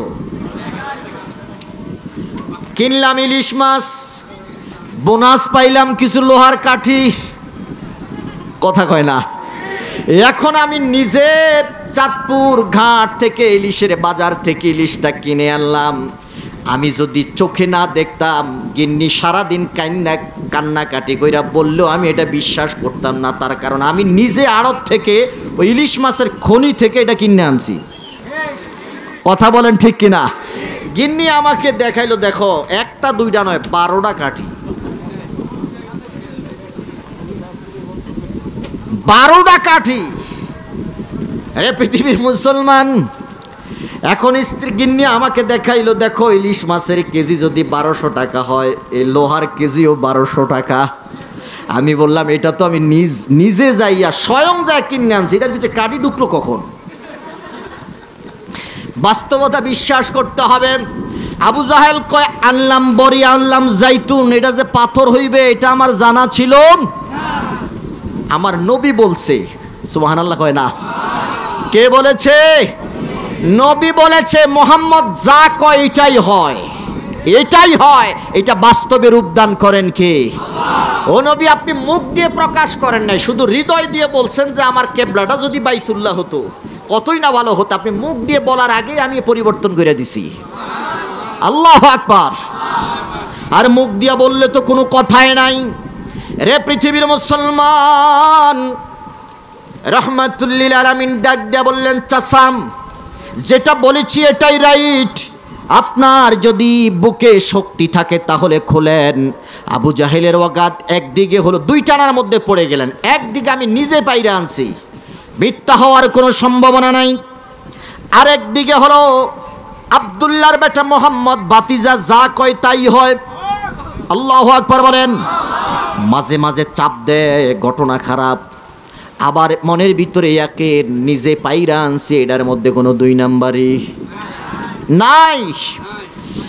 এবার সর্বশেষ আমার নবীকে বললেন, ও মুহাম্মদ, আমি এটা প্রমাণ করব কয়েকজন মানুষ নিয়ে, আরবের কিছু ভেরি ইম্পর্টেন্ট পার্সন যারা আছে তাদেরকে নিয়ে আমি এটা প্রমাণ করব তুমি যে মিথ্যা নবী, কোনো সন্দেহ নাই। আমার নবী ডাক দিয়া বললেন, চাচা যত মানুষ প্রয়োজন আপনি মাইকিং করেন, পোস্টারিং করেন, আমি কইছি কথা ফিরতাম না। সুবহানাল্লাহ বলেন। এবার কিছু মানুষকে ডাকা হলো, ডাকার পরে আমার নবী ডাক দিয়া বললেন, চাচা বলেন আমি কি বলবো? কয় বলো আমার হাতে কি? আমার নবী ডাক দিয়া বললেন, ও আবু জাহেল, তোমার হাতের মধ্যে পাথর। আবু জাহেল বলল, এখনো সময় আছে। কয় না, সময় আর দেওয়ার দরকার নেই, আপনি খোলেন। আমি যে নবী এটা তো প্রমাণ হবেই। তোমার হাতের মধ্যে যেই পাথরগুলো আছে ওই পাথরগুলো আমি যে রসুল, কোনো সন্দেহ নাই তারা এটা মুখ দিয়ে প্রকাশ করে দিবে। জোরে জোরে কোন সুবহানাল্লাহ। আবু জাহেল এবার হাত খুলছে, দেখে যে যতগুলা বড়ই আনছে অতগুলা বড়ে পাথর হয়ে গেছে। ওরে সুবহানাল্লাহ কয় না? পিছনের মানুষরা জোরে বলেন আল্লাহু আকবার। আবু জাহেল কয়, হায় হায় এইটা কি? আমার নবী ডাক দিয়া বললেন, চাচা পাথরগুলো আপনার হাতে রাখেন। এবার নবী ডাক দিয়া বললেন, ও পাথর, আমি যদি সত্যিকারের রসুল হই তাহলে তোমাদের জবান খুলে একটু প্রকাশ করে দাও, দুনিয়ার কাফের মুশরিকরা একটু নিজের কানে শুনে নে। পাথর কি টুকরা কালিমা পড়ানা। আবু জাহেলের হাতে যে পাথর রয়েছে, জবান খুলে মানুষের মতো কালিমা পড়তে শুরু করেছে। আর জোরে বলেন আল্লাহু আকবার। নবী যেটা বলে এটাই হয়। রে পৃথিবীর মুসলমান, রহমাতুল্লিল আলামিন তিনি আগে আগে যাচ্ছেন, আগে আগে হাঁটতেছেন, পিছনে হলো ফেরিওয়ালা, পাশে আব্দুল্লাহ ইবনে মাসউদ রাদিয়াল্লাহু তাআলা আনহু। তিনি ডাক দেয়া বলে, আমি একবার উতবার দিকে তাকাই, আবার সাহেবার দিকে তাকাই, পাতি নেতাদের দিকে আমি তাকাইয়া দেখি তারা একজন আরেকজনকে খোঁচা দিচ্ছে। আজকে দেখা যাবে এই ফাইনাল খেলার মধ্যে কে জিতে। তারা জানে না আমার নবীর পাওয়ার দিয়েছে কে? আল্লাহ। পৃথিবীর মুসলমান, আমরা এমন নবীর উম্মত, যেই নবীর উম্মত হওয়ার জন্য তামাম পৃথিবীর মানুষগুলো আল্লাহর কাছে, তামাম পৃথিবীর নবীগুলো আল্লাহর কাছে দোয়া করেছে, আখিরি জামানার পয়গাম্বরের উম্মত হিসাবে আমাদেরকে কবুল করো। জোরে কোন সুবহানাল্লাহ। পৃথিবীর কারো কোন নবীর দোয়া আমার আল্লাহ কবুল করেন নাই, শুধু ঈসা রুহুল্লাহর দোয়া কবুল করেছেন। আল্লাহু আকবার। তিনি আবার জমিনের মধ্যে আসবেন, তবে নবী হয়ে নয়, আমার নবীর উম্মত হয়ে পৃথিবীতে আসবেন। কথা কোন ঠিক কিনা? এমন নবী আমরা পেয়েছি। আল্লাহ রসুল সাল্লাল্লাহু আলাইহি ওয়াসাল্লাম হাঁটতেছেন, আর পিছনে ফেরিওয়ালা উতবা সাহেবা তারাও আসতেছে। এমনই মুহূর্তে আবু জাহেলের ঘরের সামনে চলে গেল। ঘরের সামনে গিয়ে আমার নবী দরজার মধ্যে নক করলেন। ভিতর থেকে আওয়াজ আসলো, কে? এই দ্বীপ্রহরে আরবের মানুষগুলো কেউ ঘর থেকে বের হয় না। কে তুমি? কোথা থেকে এসেছ? আমার নবী ডাক দিয়ে বলে, চাচা আমি আব্দুল্লাহর বেটা মোহাম্মদ, আপনার বাতিজা, আপনার দরজায় এসেছি, তাড়াতাড়ি দরজা খুলে দেন। ও পৃথিবীর মুসলমান, আমার নবীর এমন কথা শোনার পরে আবু জাহেলের বুকটা থরথর করে কাঁপতেছিল। আল্লাহু আকবার বলেন। আমার নবীকে পাওয়ার দিয়েছে কে? আমার নবী বললেন, শোনো, উতিতু খামসান। ইমাম বুখারী হাদিস নকল করেছেন, আমাকে 5টা জিনিস আমার আল্লাহ অতিরিক্ত দিয়েছেন। এই 5টা নিয়ামত পৃথিবীর কোন নবীকে আমার আল্লাহ দেন? আরো জোরে বলেন, দেন। 1 নাম্বার হলো নুসিরতু বিররুবি মাসিরাতাশ শাহর। আমাকে আমার আল্লাহ রুব দিয়েছেন। রুব মানে হলো ভয়। রুব মানে কি? আমার নাম শোনার সাথে সাথে বাতিলের অন্তর থরথর করে কাঁপতো। সুবহানাল্লাহ বলেন। আমার রাসূল ডাকতে বলে, জিহাদের ময়দানে তোমরা তাড়াতাড়ি করে টয়লেট করো, টয়লেট করে খেজুর গাছের ডাল দিয়ে তোমরা মেসওয়াক করো। নবীজি এখানে সাহাবায়ে কেরামদেরকে বললেন, তোমরা মেসওয়াক করো আর টয়লেট বানাও। ওই দিক দিয়ে কাফেররা দেখতেছে, টয়লেটগুলোরও দেখতেছে ভাতের পাতিলা। সুবহানাল্লাহ কয় না? যতগুলো টয়লেট ততগুলো পাতিলা দেখতেছে। তারা চিন্তা করতেছে, হায় হায়, মুসলমানরা এত বড় বড় পাতিলা দিয়ে রান্না করতেছে, না জানি মুসলমান কত দিয়েছে। সুবহানাল্লাহ কয় না? আরো জোরে বলেন আল্লাহু আকবার। বলেন, মুসলমানের সাথে আছে কে? মুসলমানের কোনো ভয়? আল্লাহর নবী বললেন, ফজরের ওয়াক্ত হয়েছে, তোমরা মেসওয়াক করো। খেজুরের ডাল দিয়ে মেসওয়াক করতেছে। এই খেজুরের ডালটাকে আমার আল্লাহ দূরবীনের চশমা দিয়া তাদের চোখের মধ্যে দেখায় দিচ্ছে, সর্বনাশ, ওরা দেখ খেজুর গাছ দিয়া মেসওয়াক করে। সুবহানাল্লাহ কয় না? আরো জোরে বলেন আল্লাহু আকবার। মুসলমানের সাথে আছে কে? বলেন দেখি, মেসওয়াক করে কি দিয়া? খেজুর গাছের ডাল দিয়া। আর ওরা দেখতেছে আস্তা খেজুর গাছ মুখের ভিতরে ঢুকাই দিছে। ওরা এখন চিন্তা করতেছে, সর্বনাশ, যেই জাতি আস্তা খেজুর গাছের মেসওয়াক বানাইয়া মেসওয়াক করতে পারে, দাঁত পরিষ্কার করতে পারে, ওই জাতির সামনে, ওই মুসলমানের সামনে আমরা তো কিছুই না। সুবহানাল্লাহ কয় না? আরো জোরে বলেন আল্লাহু আকবার। আমাদের কোনো ভয়? জোরে বলেন, কোনো টেনশন নাই। ওরা যত ব্যঙ্গাত্মক কার্টুন তৈরি করুক, যত সিনেমা তৈরি করুক, যত নাটক তৈরি করুক, যত কার্টুন রচনা করুক, মুসলমান বুঝতে হবে, আমরা প্রমাণ করে দিয়েছি, আমার নবী আমার হার্ট, আমার নবী আমার কলিজা, আমার নবী আমার জীবন। নবীর ইজ্জত রক্ষার্থে প্রয়োজনে রক্ত নয়, শুধু জীবনও দিতে আমরা প্রস্তুত। কথা বলেন ঠিক কিনা? আমরা প্রমাণ করে দিয়েছি, কারণ আমরা ভীতু নই। আমরা মুসলমান, বাঘের বাচ্চা। আমরা জানি, মরলে শহীদ, বাঁচলে গাজী। নবীর ইজ্জত রক্ষার্থে আমাদের জীবন যদি চলে যায়, আমাদের কোনো ভয় নাই। এটা আমরা প্রমাণ করে দিয়েছি। আমরা মুসলমান, আমরা কারোর সামনে বাতিলের কাছে মাথা নত করি না। আমার নবী বললেন, আমাকে এমন রূপ দিয়েছে আমার আল্লাহ। 2 নাম্বার দিয়েছেন, যেই 2টা নিয়ামত, 5টা নিয়ামত আল্লাহ পৃথিবীর অন্য কোন নবীকে দেন। 2 নাম্বার হলো, জুইলাত লিয়াল আরদু মাসজিদাও ওয়া তুহুরাম। तमाम পৃথিবীর জমিনটাকে আমার আল্লাহ আমি নবীর ইজ্জতের খাতিরে মসজিদ বানায়া দিছে। সুবহানাল্লাহ কোন? শুধু মসজিদ নয়, আমার আল্লাহ আমি নবীর কদমের ইজ্জতের খাতিরে तमाम পৃথিবীটা পাক বানাইয়া দিছেন। জোরে কোন সুবহানাল্লাহ। এখন প্রশ্ন করবেন, হুজুর তাইলে জমিনটা কি নাপাক ছিল নাকি? বলে যে হ্যাঁ, আমার নবীর হাদিস প্রমাণ করে পৃথিবীর জমিন নাপাক ছিল। যেদিন আমার নবীর মিলাদ হয়েছে, ওই মিলাদের কারণে আমার নবীর কদম মুবারক পৃথিবীর জমিনে টাচ করার কারণে পৃথিবীর জমিনটা আমার নবীর ইজ্জতের খাতিরে আমার আল্লাহ পাক পবিত্র বানায় দিয়েছেন। আর জোরে বলেন আল্লাহু আকবার। আমার নবীর মিলাদের কারণে পৃথিবীর জমিনটা পবিত্র হয়েছে। সুবহানাল্লাহ কয় না? এই পবিত্র হওয়ার কারণে আজকে যথাই ইচ্ছা সেটাই সেজদা করা যায়। কথা কয় না? যেখানে মাহফিল ওখানে নামাজ হয় কি হয় না? পৃথিবীর সব জায়গায় সেজদা করলে আমার আল্লাহ কবুল করে কি করে না? কার খাতিরে পাইলাম? নবীর খাতিরে। জোরে বলেন, কার খাতিরে? নবীজি যেদিন মিলাদ হয়েছে পৃথিবীর জমিনে আগে কদম মোবারক রাখলেন। কদম মোবারকের কারণে পৃথিবীর জমিনটা পাক হয়ে গেল। আমার নবী ডাক দিয়া বলে, আমি মিলাদের পরে আমার জন্মের পরে আমি পৃথিবীর জমিনে আসার পরে আল্লাহকে সর্বপ্রথম সেজদা করেছি। যেরকম সুবহানাল্লাহ। আমার নবী প্রথম কি করেছে? সেজদা করেছে। তারপরে রসুলের ফুফি হযরতে সুফিয়া বিনতে আব্দুল মুত্তালিব তিনি ডাক দেয়া বলে, আমি দেখতে পাচ্ছি ছোট্ট মুহাম্মদ তিনার ঠোঁট দুইটা লড়তেছে। সুবহানাল্লাহ কয় না? আমি আমার মনের ভিতরে একটা কৌতূহল জাগলো যে এই ছোট্ট বাচ্চা মুখ নেড়ে কি বলে। আমরা তো বলছি ওয়া ওয়া, কথা কয় না। মসজিদের খতিব সাহেব, মসজিদের ইমাম সাহেব, তারপরে মাদ্রাসার প্রিন্সিপাল সাহেব পৃথিবীর জমিনে আসছেন, কি বললেন? ওয়া ওয়া। এমপি সাহেব, মন্ত্রী সাহেব, প্রাইম মিনিস্টার, যত মানুষ আমরা সাধারণ মানুষ আছি, পৃথিবীতে আসার পরে পৃথিবীর সূর্যের আলোটা যখন চোখে পড়েছে তখন ওয়া ওয়া বলে ডাকছি।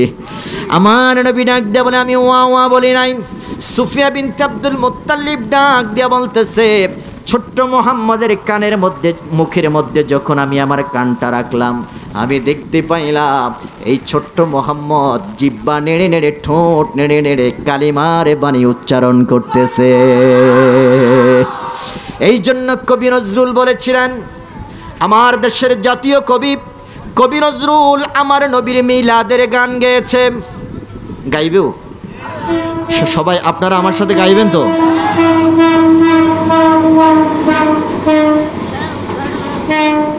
আমার দেশের জাতীয় কবি আমার নবীর মিলাদের গান গাইলেন।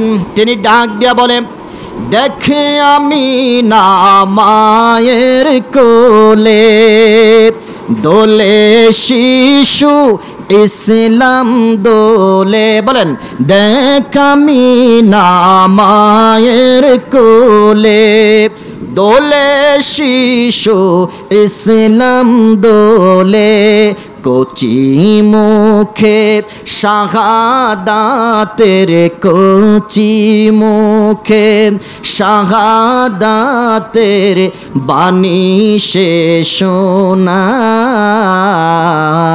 আয়ের সাগর আকাশ বাতাস দেখ বিজোদি আয়, আয়ের দেখবি যদি আয়। বলেন, ত্রিভুবনের এলো রে দুনিয়ায়, আয় রে সবাই দেখবি যদি আয়। যেরকম মারহাবা। ত্রিভুবনের প্রিয় মোহাম্মদ, সবার প্রিয়, শুধু মানুষের কাছে নয়, সব মাখলুকাতের কাছে প্রিয় মোহাম্মদ। পৃথিবীর জমিনে তেনার মিলাদ হয়েছে। আসো, আকাশ বাতাস সাগর নদী, তোমরা নবীকে দেখার জন্য আসো। যেরকম সুবহানাল্লাহ। এটা কেমন নবী যিনি কচি মুখে শাহাদাতের বাণী শোনাচ্ছে? মুখ নেড়ে নেড়ে ওয়া ওয়া নয়, আমার নবী মুখ নেড়ে নেড়ে কালিমার বাণী উচ্চারণ করতেছে। কোনো মতানৈক্য নয়, কোনো অনৈক্য নয়। সারমনাইওয়ালারা বলবেন শর্ষিনা যারা আছেন তারা ঠিক আছেন, শর্ষিনাওয়ালারা বলবেন চরমনাইতে যারা আছে তারা ঠিক আছে, চরমনাইওয়ালারা বলবে যারা সোনাকান্দার মধ্যে আছে তারাও ঠিক আছে। অর্থাৎ যদি সে শরীয়ত বিরোধী কাজ না করে তাহলে সেটাই আসল। কথা বলেন ঠিক কিনা? শরীয়ত বিরোধী কাজ করলে তাকে পীর বলা যাবে, তাকে অলি বলা যাবে। আমি কি কথা বুঝাইতে পারছি? যদি কেউ রাগ করেন কিচ্ছু যায় আসে না, আগামী বছর দাওয়াত দিবেন না, এটাই শেষ। পাওয়ার তো এখানেই। যজুর আপনি ঠক কথা কইছেন, আমার মনে খারাপ লাগছে, আগামী বছর আর আপনার দাওয়াত দিতাম না। আমিও বলি যে আগামী বছর আপনার দাওয়াতের দরকার নাই। কথা বলেন ঠিক কিনা? ও মিয়া সাহেব, হক কথা বাপেরও ছাড়ি না। আপনি ফরজ তরক করবেন আর আল্লাহর ওলি সাজবেন, আমি ওই আল্লাহর ওলির মাথার মধ্যে থুতু মারি। কথা বলেন ঠিক কিনা? আপনি ফরজ তরক করে পীর সেজে বসে বসে পীরের ব্যবসা করবেন, আমি ওই পীরের মাথার উপরে স্যান্ডেল মারি। সব মুসলমান যদি আমরা এক হয়ে যাই তাহলে বাতিলরা ব্লেজ গুটিয়ে সমাজ থেকে পালাতে বাধ্য হবে। কথা বলেন ঠিক কিনা? বলা হলো যে আপনার পীর যে গোসল করে না, কেন গোসল করে না? কয় আমার পীরের উপরে শরীয়ত নাই। কথা কয় না, আমার পীরের উপরে কি নাই? আরে আমার নবীও তো এমন কথা বলার সুযোগ পায় নাই। কথা, নবীর কি নামাজ পড়ে নাই? কয় পীরের নামাজ, আপনার পীর যে নামাজ পড়ে না, কেন পড়ে না? কয় আমার পীর মনে মনে নামাজ পড়ে। দলিল বা কোরআন থেকে দলিল দিচ্ছে, দলিল শুনে নাও। কোরআন থেকে দলিল দিচ্ছেন, ও মুসলমান, ডাক দিয়া বলে উবুদ রাব্বাকা হাত্তা ইয়াতিয়াকাল ইয়াকিন। আল্লাহ বলছে তোমার বিশ্বাস আসা পর্যন্ত তুমি আল্লাহর গোলামি করো, আল্লাহর ইবাদত করো। কে বলছে? আর আমার তো বিশ্বাস চলে আসছে, আমি আল্লাহরও বিশ্বাস করি, নবীরও বিশ্বাস করি, আখিরাতকেও বিশ্বাস করি, জান্নাত জাহান্নাম বিশ্বাস করি। আল্লাহ বলছে বিশ্বাস আসা পর্যন্ত তুমি ইবাদত করো, বিশ্বাস আসার পরে তোমার ইবাদত করার দরকার নাই। জোরে কর না নাউজুবিল্লাহ। কোরআন দিয়ে দলিল দিছি মিয়া, আপনি কারে কি বুঝাইবেন? অথচ দেখেন এই আয়াতের ব্যাখ্যা তামাম পৃথিবীর মুফাসসিরিনে কেরাম একটা ব্যাখ্যা করেছেন, উবুদ রাব্বাকা হাত্তা ইয়াতিয়াকাল ইয়াকিন। এর অর্থ হলো উবুদ রাব্বাকা হাত্তা ইয়াতিয়াকাল মউত, মৃত্যু পর্যন্ত তোমরা আল্লাহর গোলামি করো। সুবহানাল্লাহ বলেন। আল্লাহ বলছেন মৃত্যু পর্যন্ত ইবাদত করো। আর ওই বাতিল পীর, ভণ্ড পীর বলতেছে আমার ইয়াকিন, আল্লাহ বলছে ইয়াকিন আসা পর্যন্ত ইবাদত করতে, ইয়াকিন আসার আগ পর্যন্ত আমি নামাজ পড়ছি, রোজা রাখছি, হজ করছি, যাকাত দিছি, পর্দা করছি, ইয়াকিন চলে আসছে, এখন কিচ্ছুর দরকার নাই। ইয়াকিন বুঝছেন তো? বিশ্বাস। ইয়াকিন মানে কি? বিশ্বাস। আমার এখন কিছুর দরকার নেই। পীরে দলিল দিয়ে দিছে, আপনি শুনবেন, আপনি শোনার পরে বলবেন যে পীর তো কোরআন দিয়া দলিল দিছে, কোরআন তো মিথ্যা হইতে পারে না। কথা কয় না কা? আপনার আমার মতো ব্যক্তির যোগ্যতা নাই যে আমরা তাফসির পড়ে এটার রহস্য উদ্ঘাটন করব। এই যোগ্যতা কি আপনাদের আছে? কথা বলেন। তাফসির পড়া, বাংলা তাফসির, আরবি তাফসির পড়ার যোগ্যতা আছে আপনাদের? পীর দলিল দিছে কিসের থেকে? কোরআন থেকে দলিল দিয়েছে। আর আমি শোনার পরে ওই যে আমার দেশে আজকে নতুন একটা দল বাইরেছে না, হিজবুত তাওহীদ। কথা কয় না কা? হিজবুত তাওহীদ একটা নতুন ইসলামী দল সংগঠন বাইরেছে না, যিনি ইমাম তার মুখে দাঁড়িয়ে হলো ব্রাশ কাটিং দাড়ি। কথা কয় না? যিনি এটা প্রতিষ্ঠা করছেন উনি সিগারেট খাইতেন। কিন্তু আমার দেশে বড় আফসোস, আমার দেশের যুবক আর যুবতীরা, বৃদ্ধ বাবারা তাদের ষড়যন্ত্রের কড়াগালে আবদ্ধ হয়ে আজকে তাদের পিছনে ছুটতেছে। কথা বলেন ঠিক কিনা? পাগল ছাগলের তো অভাব নাই মিয়া সাহেব। পীর দলিল দিচ্ছে কোরআন দিয়ে, তারা বলে নামাজের দরকার নাই, পর্দার দরকার নাই, কোরআনের মধ্যে আছে। অথচ এই জগতের মধ্যে নামাজ পড়ার কথা কোরআনে আছে কি নাই? এই সমস্ত ভণ্ড পীরদের যেখানে পাবেন জুতা পেটা করে সমাজ থেকে বের করে দিতে হবে। কথা বলেন ঠিক কিনা?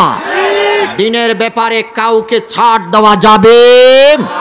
আমার বন্ধুরা, আমার বাবারা, অনেক দূরে চলে গেলাম। এই জগতের আপনাদের কষ্ট হচ্ছে, তাহলে আমরা একমত, মিলাদুন নবী যার সিরাতুন নবীও, মিলাদ যার সিরাতও। আমরা মিলাদুন নবীর মাহফিলও চাই, সিরাতুন নবীর মাহফিলও। জোরে বলেন আমরা চাই কিনা? দুই হাত তুলে বলেন মিলাদুন নবী চাই কি চাই না? সিরাতুন নবী আমরা চাই কি চাই না? আল্লাহ কবুল করুক। জোরে বলেন আমিন। আমার নবী ডাক দিয়া বললেন, ও চাচা দরজা খুলেন, আমি মোহাম্মদ আপনার দরজার দুয়ারে হাজির। জোরে কোন সুবহানাল্লাহ। মনে আছে আপনাদের? বলে বলেন মনে আছে না ঘুমাইছেন? কে কে কে ঘুমাইছেন? হাত উঠেন। হাত উঠেছ। আমরা সজাগ আছি। জোরে কোন আলহামদুলিল্লাহ। আবু জাহেল ডাক দিয়া বলল, বাতিজা মোহাম্মদ, জানতে চাই কেন এসেছো? আমার নবী ডাক দিয়া বললেন, চাচা কেন এসেছি এটা আপনি ভালো করেই জানেন। আবু জাহেল মনে মনে কয়, বাতিজারে তুই যে কেন আসছস এটা আমার মনে জানা হয়ে গেছে। জোরে জোরে কোন সুবহানাল্লাহ। পিছন দিক থেকে উতবা সাহেব আসতেছেন, তারা ডাক দিয়া বলে, ও পৃথিবীর মানুষ, আমাদের জানার খুব প্রয়োজন হয়ে গেছে, আমরা ইচ্ছা পোষণ করতেছি মোহাম্মদ যেটা মুখ দিয়ে বলে এটাই সংগঠিত হয়ে যায়। এটা বাস্তবে দেখার জন্য, বাস্তবে দেখার জন্য, বাস্তবে দেখার জন্য আমরা চলে এসেছি। রে পৃথিবীর মুসলমান, আবু জাহেল দরজা খুললেন। দরজা খোলার পরে আমার নবীর চেহারা মোবারকের দিকে চোখটা যখন পড়ে গেল, চোখটা পড়ার পরে আবু জাহেল মাটির দিকে চোখটা দিয়ে মাথাটা নত করে আমার নবীর সামনে দাঁড়াইলেন। উতবা সাহেব ডাক দিয়া বলে, রে পৃথিবীর মানুষ, আমরা অবাক হয়ে গেলাম। সুবহানাল্লাহ। যেই আবু জাহেল মক্কা নগরীর বাঘ, যাকে সবাই ভয় পায়, আব্দুল্লাহর বেটা মোহাম্মদের সামনে দাঁড়িয়ে সে আব্দুল্লাহর বেটা মোহাম্মদের চোখ রেখে কথা বলতে পারে না, সে মাথা নত করে দাঁড়িয়ে আছে। আমাদের বিবেকটাকে নাড়া দিয়ে ফেলেছে। যেরকম সুবহানাল্লাহ। আমার নবী ডাক দিয়া বললেন, চাচা মাথা উঠান। আবু জাহেল মাথা উঠায় না। আমার নবী ডাক দিয়া বললেন, চাচা জানতে চাই, প্রশ্ন করলাম, এই যে ফেরিওয়ালা আমার পিছনে দাঁড়িয়ে আছে, আপনি চিনেন কিনা? বলে যে হ্যাঁ চিনি। ডাক দিয়া বললেন, ও চাচা, এই ফেরিওয়ালার সাথে আপনার কোনো লেনদেন হয়েছে কিনা? বলে যে হ্যাঁ হয়েছে। নবী আমার ডাক দিয়া বললেন, চাচা প্রশ্ন করলাম, এই ফেরিওয়ালার মূল্যটা কি, ঋণটা কি, তার যেই পাওনাটা আছে আপনি পরিশোধ করেছেন কিনা? আবু জাহেল ডাক দেয়া বলল, মোহাম্মদ, আমি তো তার ঋণটা পরিশোধ করে নাই, তার দ্রব্য মূল্যটা আমি তাকে পরিশোধ করি নাই। বলে যে চাচা, আমি মোহাম্মদ দুইটা রাস্তা দেখাই দেব। এক নাম্বার হলো, হয় তার দ্রব্য ফেরত দিবেন, না হয় তার দ্রব্যের মূল্য আপনি পরিশোধ করবেন। এই দুই রাস্তার বাহিরে, এই দুইটা রাস্তা ব্যতি রেখে তৃতীয় কোনো রাস্তা, কথা কয় না, তৃতীয় কোনো রাস্তায় যাওয়া যাবে? তৃতীয় রাস্তা কোনটা যে আমি দিতাম না, এই কথা বলা যাবে? নবী রাস্তা দিলেন কয়টা?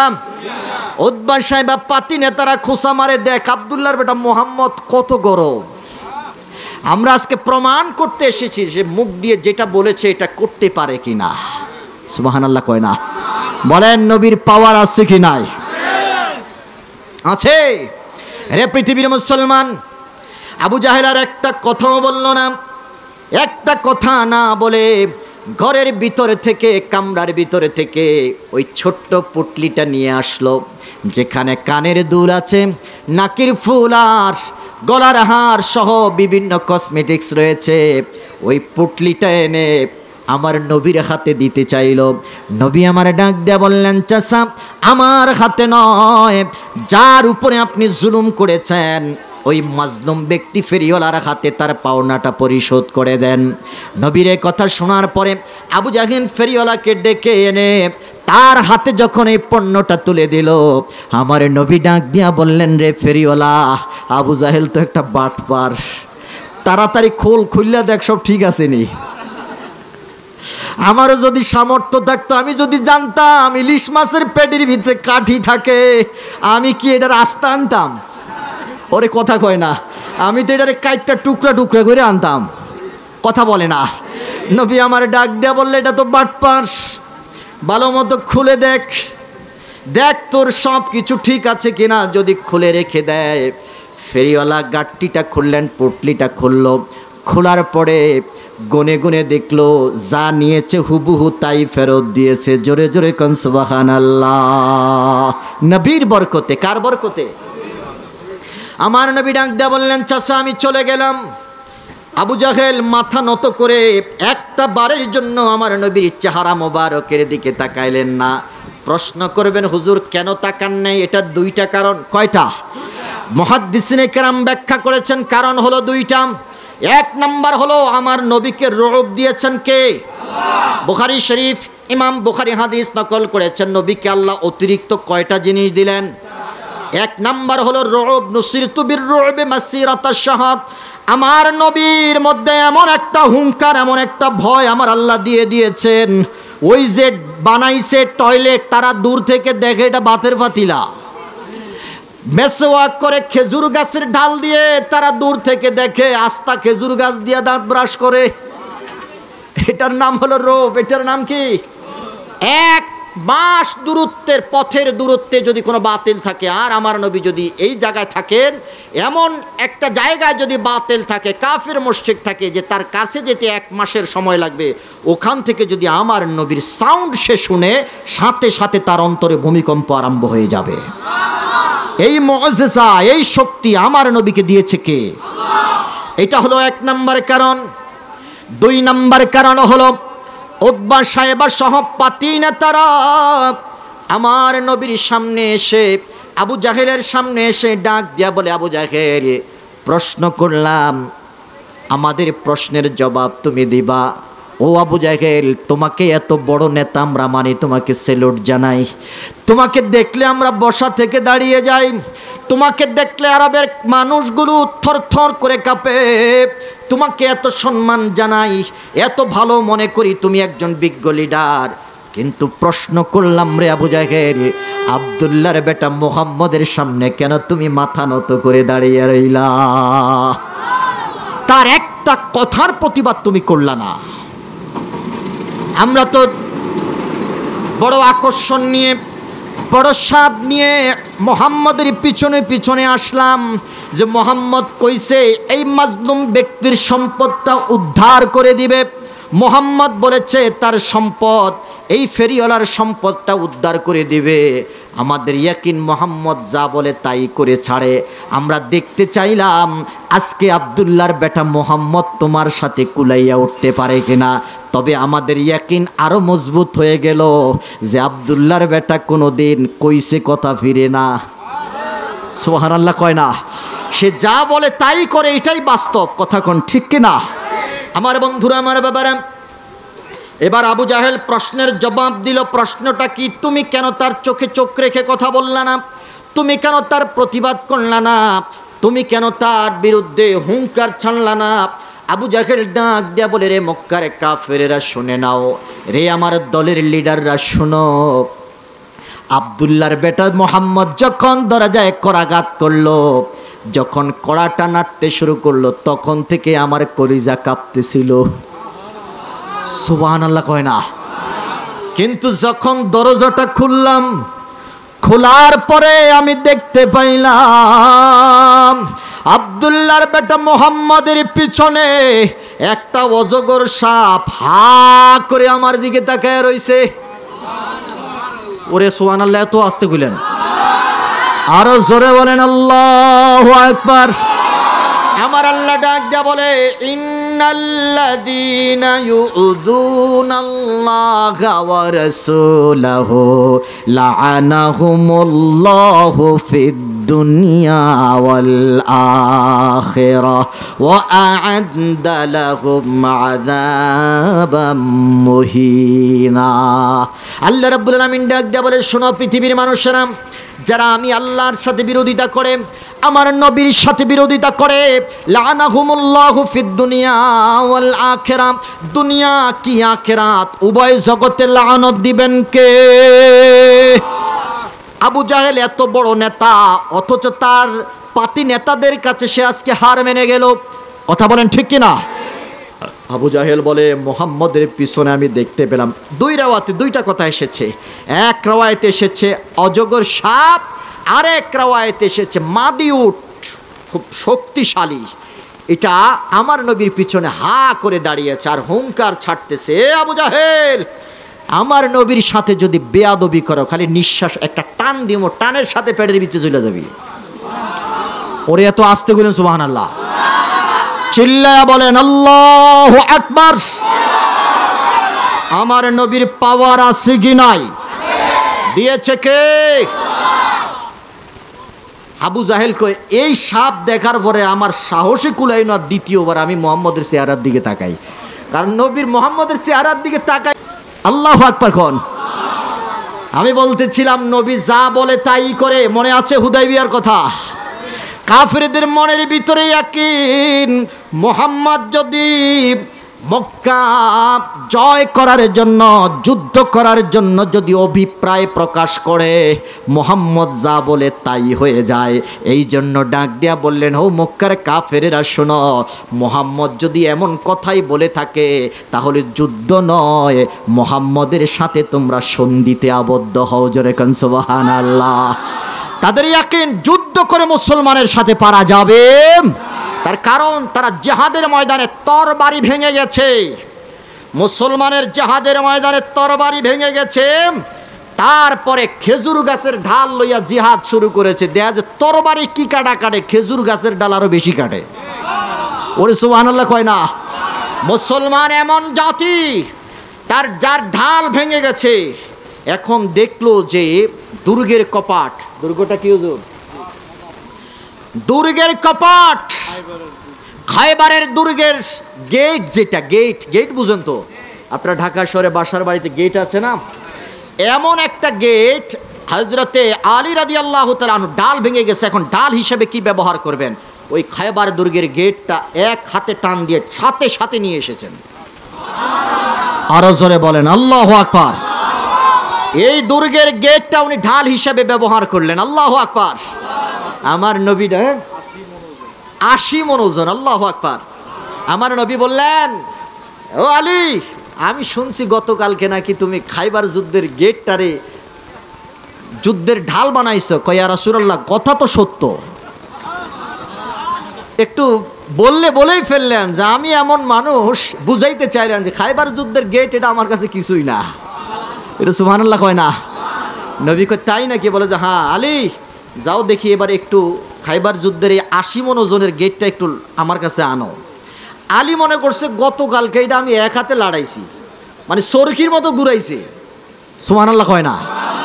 গেটটারে সরকির মতো, ডাল বুঝুন তো, দেখবেন আমার দেশে পুলিশ পিকেটার যখন, মানে যারা মিছিল করে, তারা যখন ইট পাটকেল শুরু করে পুলিশের উপরে, পুলিশ দেখবেন প্লাস্টিকের একটা ডাল ব্যবহার করে, এটা সামনে ধরে, ইট আইতে লইলে এটার দিয়ে ধরে। কথা বুঝেন নাই? জিহাদের ময়দানে আগে তরবারির আঘাত থেকে বাঁচার জন্য ঢাল ব্যবহার করত। এই গেটটারে ঘুরাইয়া সে তরবারির আঘাত থেকে নিজেকে বাঁচাইছে। এখন চিন্তা করেন কত হালকা হইলে এটা এরকম ঘুরাইতে পারে। আলী রাদিয়াল্লাহু তাআলা আনহু ডাক দিয়ে বললেন, ইয়া রাসূলুল্লাহ, আমি আনতেছি। নবী বলেন, যাও দেখি আনতে পারো কিনা। হযরতে আলী ডাক দিয়ে বললেন, গতকালকে আমি বাম হাতে এটারে ধরছি, আজকে বাম হাতেই ধরি। বাম হাতে ধরলেন, কয় এক চুল পরিমাণও নাড়াইতে পারি না। এবার কয় ডান হাতে শক্তি, বাম হাতে শক্তি কম, ডাইন হাত দিয়ে ধরলাম, ডাইন হাত দিয়ে চেষ্টা করলাম, এখনও দেখি ডাইন হাত দিয়েও আমি লড়াইতে পারি নাই। এবার ডাইন আর বাম দুই হাত একসাথে দিয়ে সর্বশক্তি প্রয়োগ করেও 80 মণ ওজনের গেটটা এক চুল পরিমাণ নাড়াইতে পারে নাই। আল্লাহু আকবার কোন। শরীরের প্রত্যেকটা পশমের গোড়া দিয়ে, ঘন্টার উপরে হয়ে গেছে,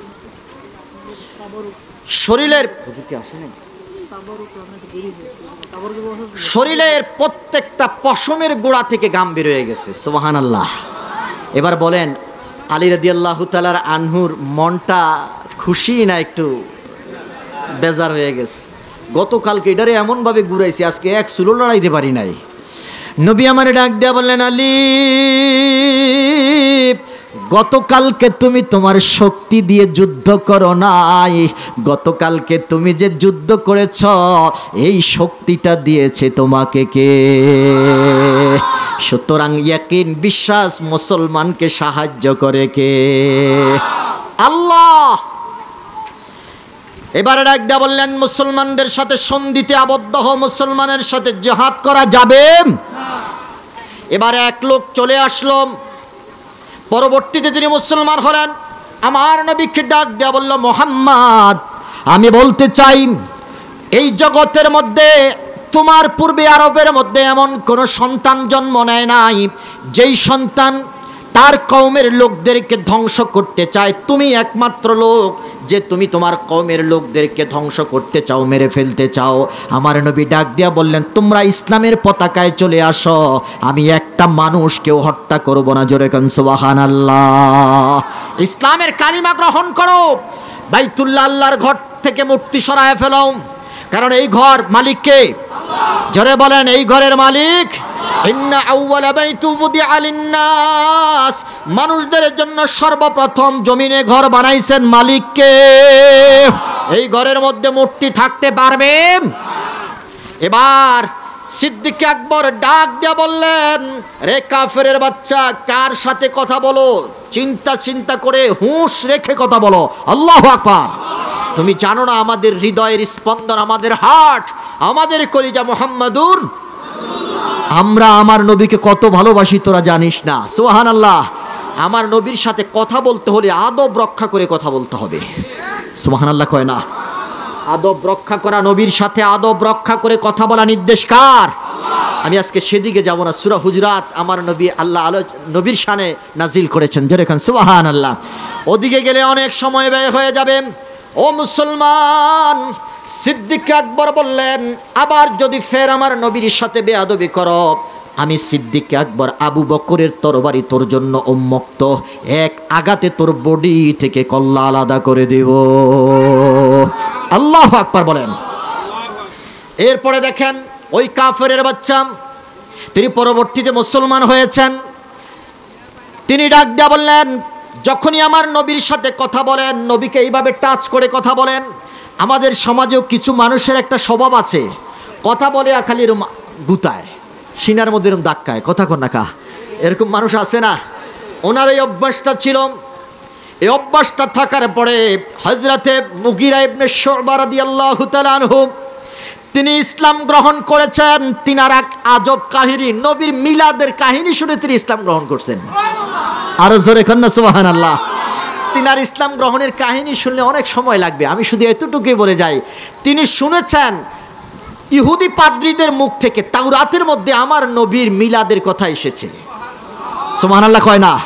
আমার নবী কেমন হবে, দেখতে সুন্দর না কালো, আমার নবীর বাবার নাম কি হবে, মায়ের নাম কি হবে, কোন বংশে জন্মগ্রহণ করবেন, সব তাওরাতের মধ্যে আছে। সুবহানাল্লাহ কয় না? তোমরা মিয়া কোরআন খুঁজো, কোরআনে মিলাদ পাও না, হাদিসে পাও না। আমি বলি কোরআন হাদিসে তো আছেই, বরং 104খানা আসমানি কিতাবের মধ্যে নবীর মিলাদ আছে। সুবহানাল্লাহ বলেন। ও পৃথিবীর মুসলমান, শুবা ইবনে মুগীরা তিনি নবীর মিলাদের আলোচনা শুনে শুনে তারপরে কালিমা পড়েছেন। ওনার জীবনীটা আপনারা পড়ে নেবেন। শুবা ইবনে মুগীরা ওই কাফেরকে ডাক দিয়া বললেন, রে কাফেরের বাচ্চা শুনে নাও, আমার নবীর শরীরটা হলো পাক পবিত্র, তুই তো মুশরিক, তুই তো কাফের, তোর শরীরটা হলো নাপাক, সুতরাং ওই নাপাক শরীর নিয়ে আমার নবীর শরীরটাকে তুই স্পর্শ করবি না। জোরে কান সুবহানাল্লাহ। ভালোবাসা কম না বেশি? যারা বলেন নবীর প্রতি প্রেম ভালোবাসা কম না বেশি? মুগীরা ইবনে শুবা রাদিয়াল্লাহু তাআলা আনহু এমন কথা যখন তিনি মুখ দিয়ে বের করলেন, ওই কাফের ডাক দেয়া বলল, মুহাম্মদ উনিকে? বলে যে উনি কি চিনো না, উনি হলো তোমার ভাতিজা, তোমার ভাইয়ের ছেলে। সুবহানাল্লাহ বলেন। বলে যে আমার তো চেনা চেনা মনে হয়, রে ভাতিজা তুমি কি চাচার কথা ভুলে গেছো? এবার ভাতিজা জবাব দেয়, ইমানের ক্ষেত্রে আমি চাচা চিনি না। সুবহানাল্লাহ কয় না? ইমানের খাতিরে আমি বাপকেও ছাড়ি না। কথা বলেন ঠিক কিনা? এক যুদ্ধের মধ্যে সন্তান হলো মুসলমান, সন্তান হলো আল্লাহর নবীর সাহাবী, আর বাবা হলো কাফের। বাবা এসেছে কাফেরদের পক্ষ হয়ে, সন্তান এসেছে মুসলমানের পক্ষ হয়ে, আল্লাহর নবীর পক্ষ হয়ে। জিহাদের ময়দানে বাবার ছেলের লড়াই। জোরে জোরে কোন সুবহানাল্লাহ। বাবার ছেলে তো নয়, এটা কাফের মুশরিকের খেলা। কথা বলেন ঠিক কিনা? জিহাদ শেষ হয়ে গেল, এবার বাবা ডাক দেয়া বলতেছে, ও সন্তান, তুমি যে বাবার বিরুদ্ধে আমার বিরুদ্ধে তরবারি ধরেছ, আল্লাহর কসম করে, লাত উজ্জার মান্নাতের কসম করে বলতেছি বাবা শোনো, জিহাদের ময়দানে একবার নয়, দুইবার নয়, তিনটি বার তুমি আমার সামনে পড়েছ। কাফের বাবা মুসলিম সন্তানকে বলতেছে, একবার নয়, দুইবার নয়, 3 বার তুমি আমার তরবারির সামনে পড়েছ। আমার সন্তান, আমার কলিজার টুকরা তুমি, এই জন্য আমি তোমাকে 3টা বার তরবারির আঘাত থেকে ছেড়ে দিয়েছি। মুসলমান সৈনিক, আল্লাহর নবীর সাহাবী, ঈমান দীপ্ত সাহাবী, আল্লাহর নবীর ওই সেনানি ডাক দেয়া বলে, বাবা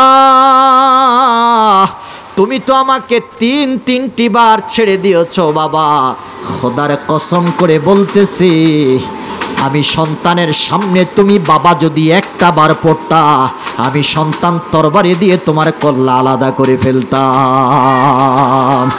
আল্লাহু আকবার। ইমানের ক্ষেত্রে কোনো ছাড় দেওয়া যাবে? বাবা ছাড়লো কয়বার? জোরে বলেন কয়বার? আর সন্তান কি বলল, আমি যদি একবারও পাইতাম, একবারও যদি জিহাদের ময়দানে আমি আপনাকে সামনে পাইতাম, সাথে সাথে কল্লা ফলাই দিতাম। আল্লাহু আকবার। এর নাম হলো মুসলমান। এর নাম কি? হযরতে মুগীরা ইবনে শুবা রাদিয়াল্লাহু তাআলা আনহু বলেন, এই নাপাক শরীর নিয়ে আমার নবীর শরীর টাচ করবা না।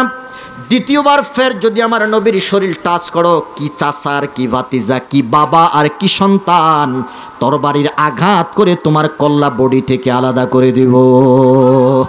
আমার নবী বললেন, হে মুগিরা থামো, আমি রাসূল এখানে এখনো জীবিত আছি। জোরে কোন সুবহানাল্লাহ। বলে যে বলো তোমাদের চাহিদা কি? কাফেররা বলল চাহিদা হলো একটাই, চাহিদা হলো একটাই, তোমাদের সাথে আমরা চুক্তি করতে চাই। আমি আলোচনা করতেছিলাম মুহাম্মাদুর, আলোচনা কিন্তু এখনো শুরু হয় নাই, এখনো ভূমিকায়। চলবে কতক্ষণ? ওরে কয় সারা রাত বেলে। কে কে রাজি আছেন সারা রাত চলবে? নারে তাকবীর, নারে তাকবীর, নারে রিসালাত। আল্লাহ কবুল করুক, জোরে বলেন আমিন। আমরা জানি যে শেষ পুরা রাত মাহফিল চলবে, কিন্তু তারপরেও হাত উঠাইছি। কথা কোন ঠিক কিনা? এসকো আছে, বুঝা গেছে। আল্লাহ কয় হাত উঠাইছস, আমিও জানি সে সারা রাত চলবে না। ঠিক আছে, হাত যেহেতু উঠাইছস, সারা রাত ওয়াজ শোনার সব আমি আল্লাহ দিয়ে দেব। আল্লাহ দিতে পারে না? কয়েকজন মাঝখান দিয়া উঠাই নাই। এরা চিন্তা করছে হুজুর যদি সারা রাত বৈশাই যায়, কথা কয় না, বিপদ আছে কি নাই। আমার বন্ধুরা, আমার সময় ছিল 10টা পর্যন্ত, 10টার পর থেকে আবার 10 মিনিট বাড়াইলো 10:15। এখন আবার কইতেছে কয় 10:30। চলবে ইনশাল্লাহ, আল্লাহ কবুল করে, জোরে বলেন আমিন। এখনো আমি শানে নজুলে, এখনো আয়াতে ঢুকি নাই, চলবে ইনশাআল্লাহ। আমার বন্ধুরা, আমার বাবারা, আমার নবী বললেন এখন কি করতে হবে? কয় সন্ধিপত্র, সন্ধিনামা করতে হবে। নবী আমার ডাক দিয়া বললেন, আমার সাহাবী ওসমানকে তোমরা হত্যা করেছো। ওসমানকে পাঠাইলেন আরবের অবস্থা বোঝানোর জন্য। নবীজির কাছে সংবাদ আসলো ওসমানকে তারা হত্যা করেছে। আমার নবী সাহাবায়ে কেরামদেরকে ডাক দিয়া বললেন, সাহাবীরা বাবলা গাছের নিচে আসো। নবীজি হাত বাড়িয়ে দিলেন, আমার হাতে হাত রাখো। 1400 সাহাবী নবীর হাতে হাত রেখে তারা সেদিন বায়াত গ্রহণ করেছে, ওসমান হত্যার প্রতিশোধ না নেওয়া পর্যন্ত আমরা মক্কা ত্যাগ করব। আল্লাহু আকবার বলেন। আমার নবীর হাতে হাত রেখে সেদিন তারা অঙ্গীকারাবদ্ধ হয়েছিলেন, বায়াত গ্রহণ করেছিলেন। এটা দেখার পরে কাফেরদের মাথা আরো গরম হয়ে গেছে। খবরদার, ঘটনা কি? ঘটনা তো খারাপ, মুসলমানদের পুরা চিত্তে গেছে। কথা কয় না। মুসলমান যখন গরম হয়ে গেছে, তখন কিন্তু সে ফ্রান্সের প্রধানমন্ত্রী সুর নরম হয়ে আইছে। কথা বলেন ঠিক কিনা? মুসলমান ধরে তো ধরে না, ধরলে যদি প্রয়োজন হয় নবীর ইজ্জত রক্ষার্থে সীমানার কাঁটাতারের বেড়া উৎখাত করে নবীর ইজ্জত রক্ষার জন্য ফ্রান্সের জমিনে গিয়ে আমরা মুসলমান জীবন দিতে প্রস্তুত।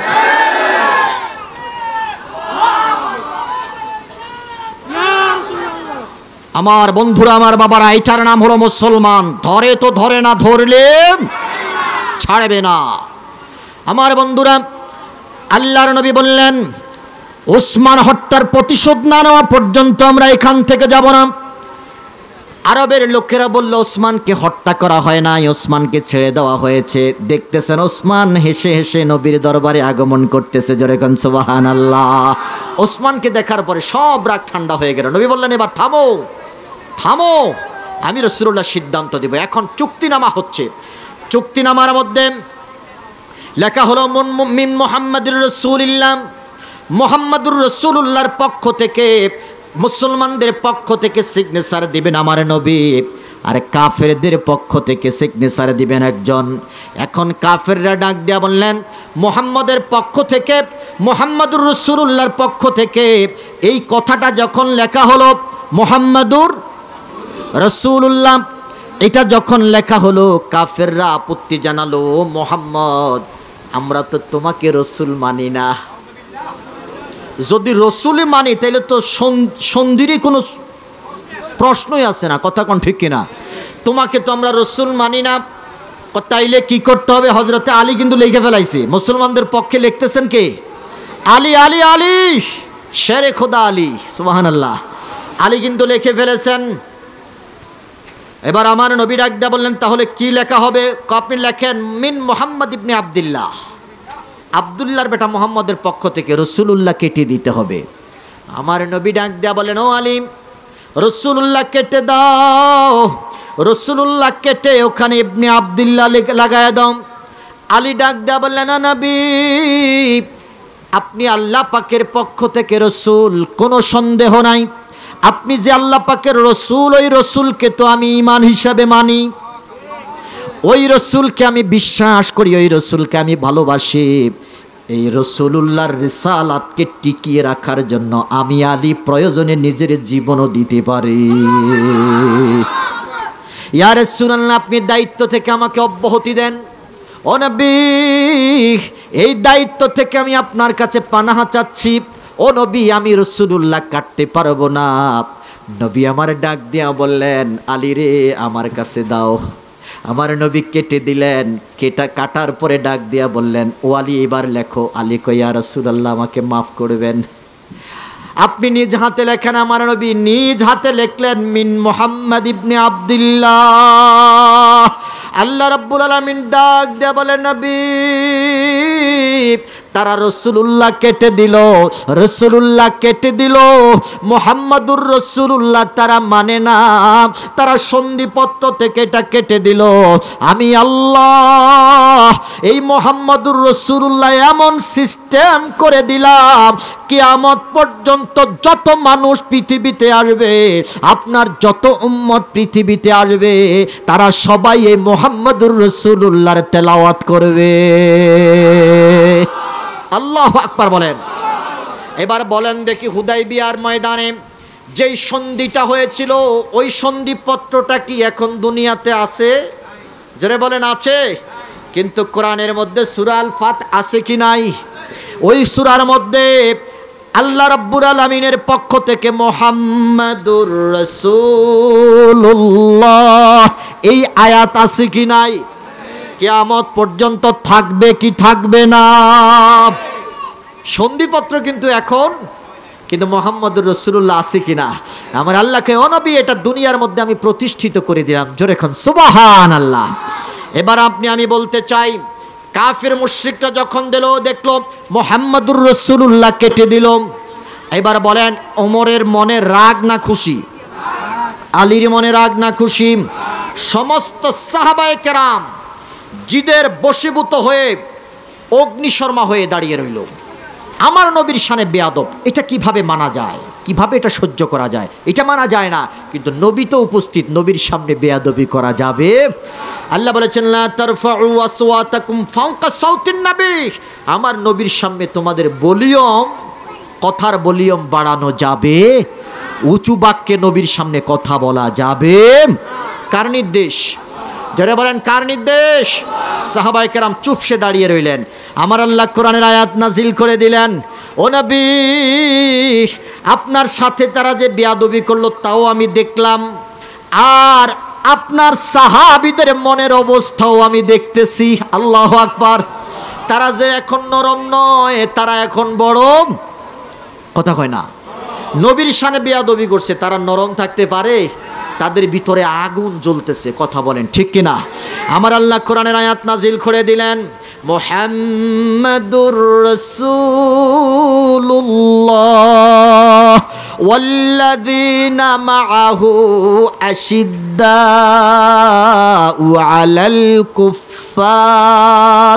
আলাল কুফফারি রুহামাউ বাইনাহুম।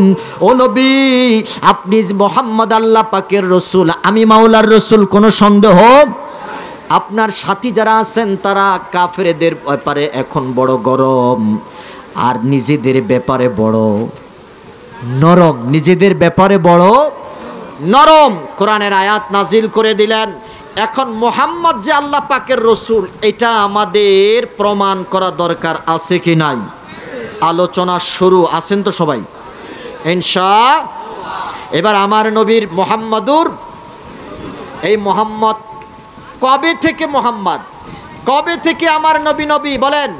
40 বছরের পরে, জন্মের পরে, জন্মেরও আমার আল্লাহ ডাক দিয়া বলেন, আমার আল্লাহ ডাক দিয়া বললেন, পৃথিবীতে সর্বপ্রথম আমার সৃষ্টির নাম হলো মুহাম্মাদুর। যারা বলেন মুহাম্মাদুর, পৃথিবীতে সর্বপ্রথম, শুধু পৃথিবীতে নয় আলমে খালকের মধ্যে আমার আল্লাহর সর্বপ্রথম সৃষ্টি হলো নবী মুহাম্মদের নূর। জোরে কান সুবহানাল্লাহ।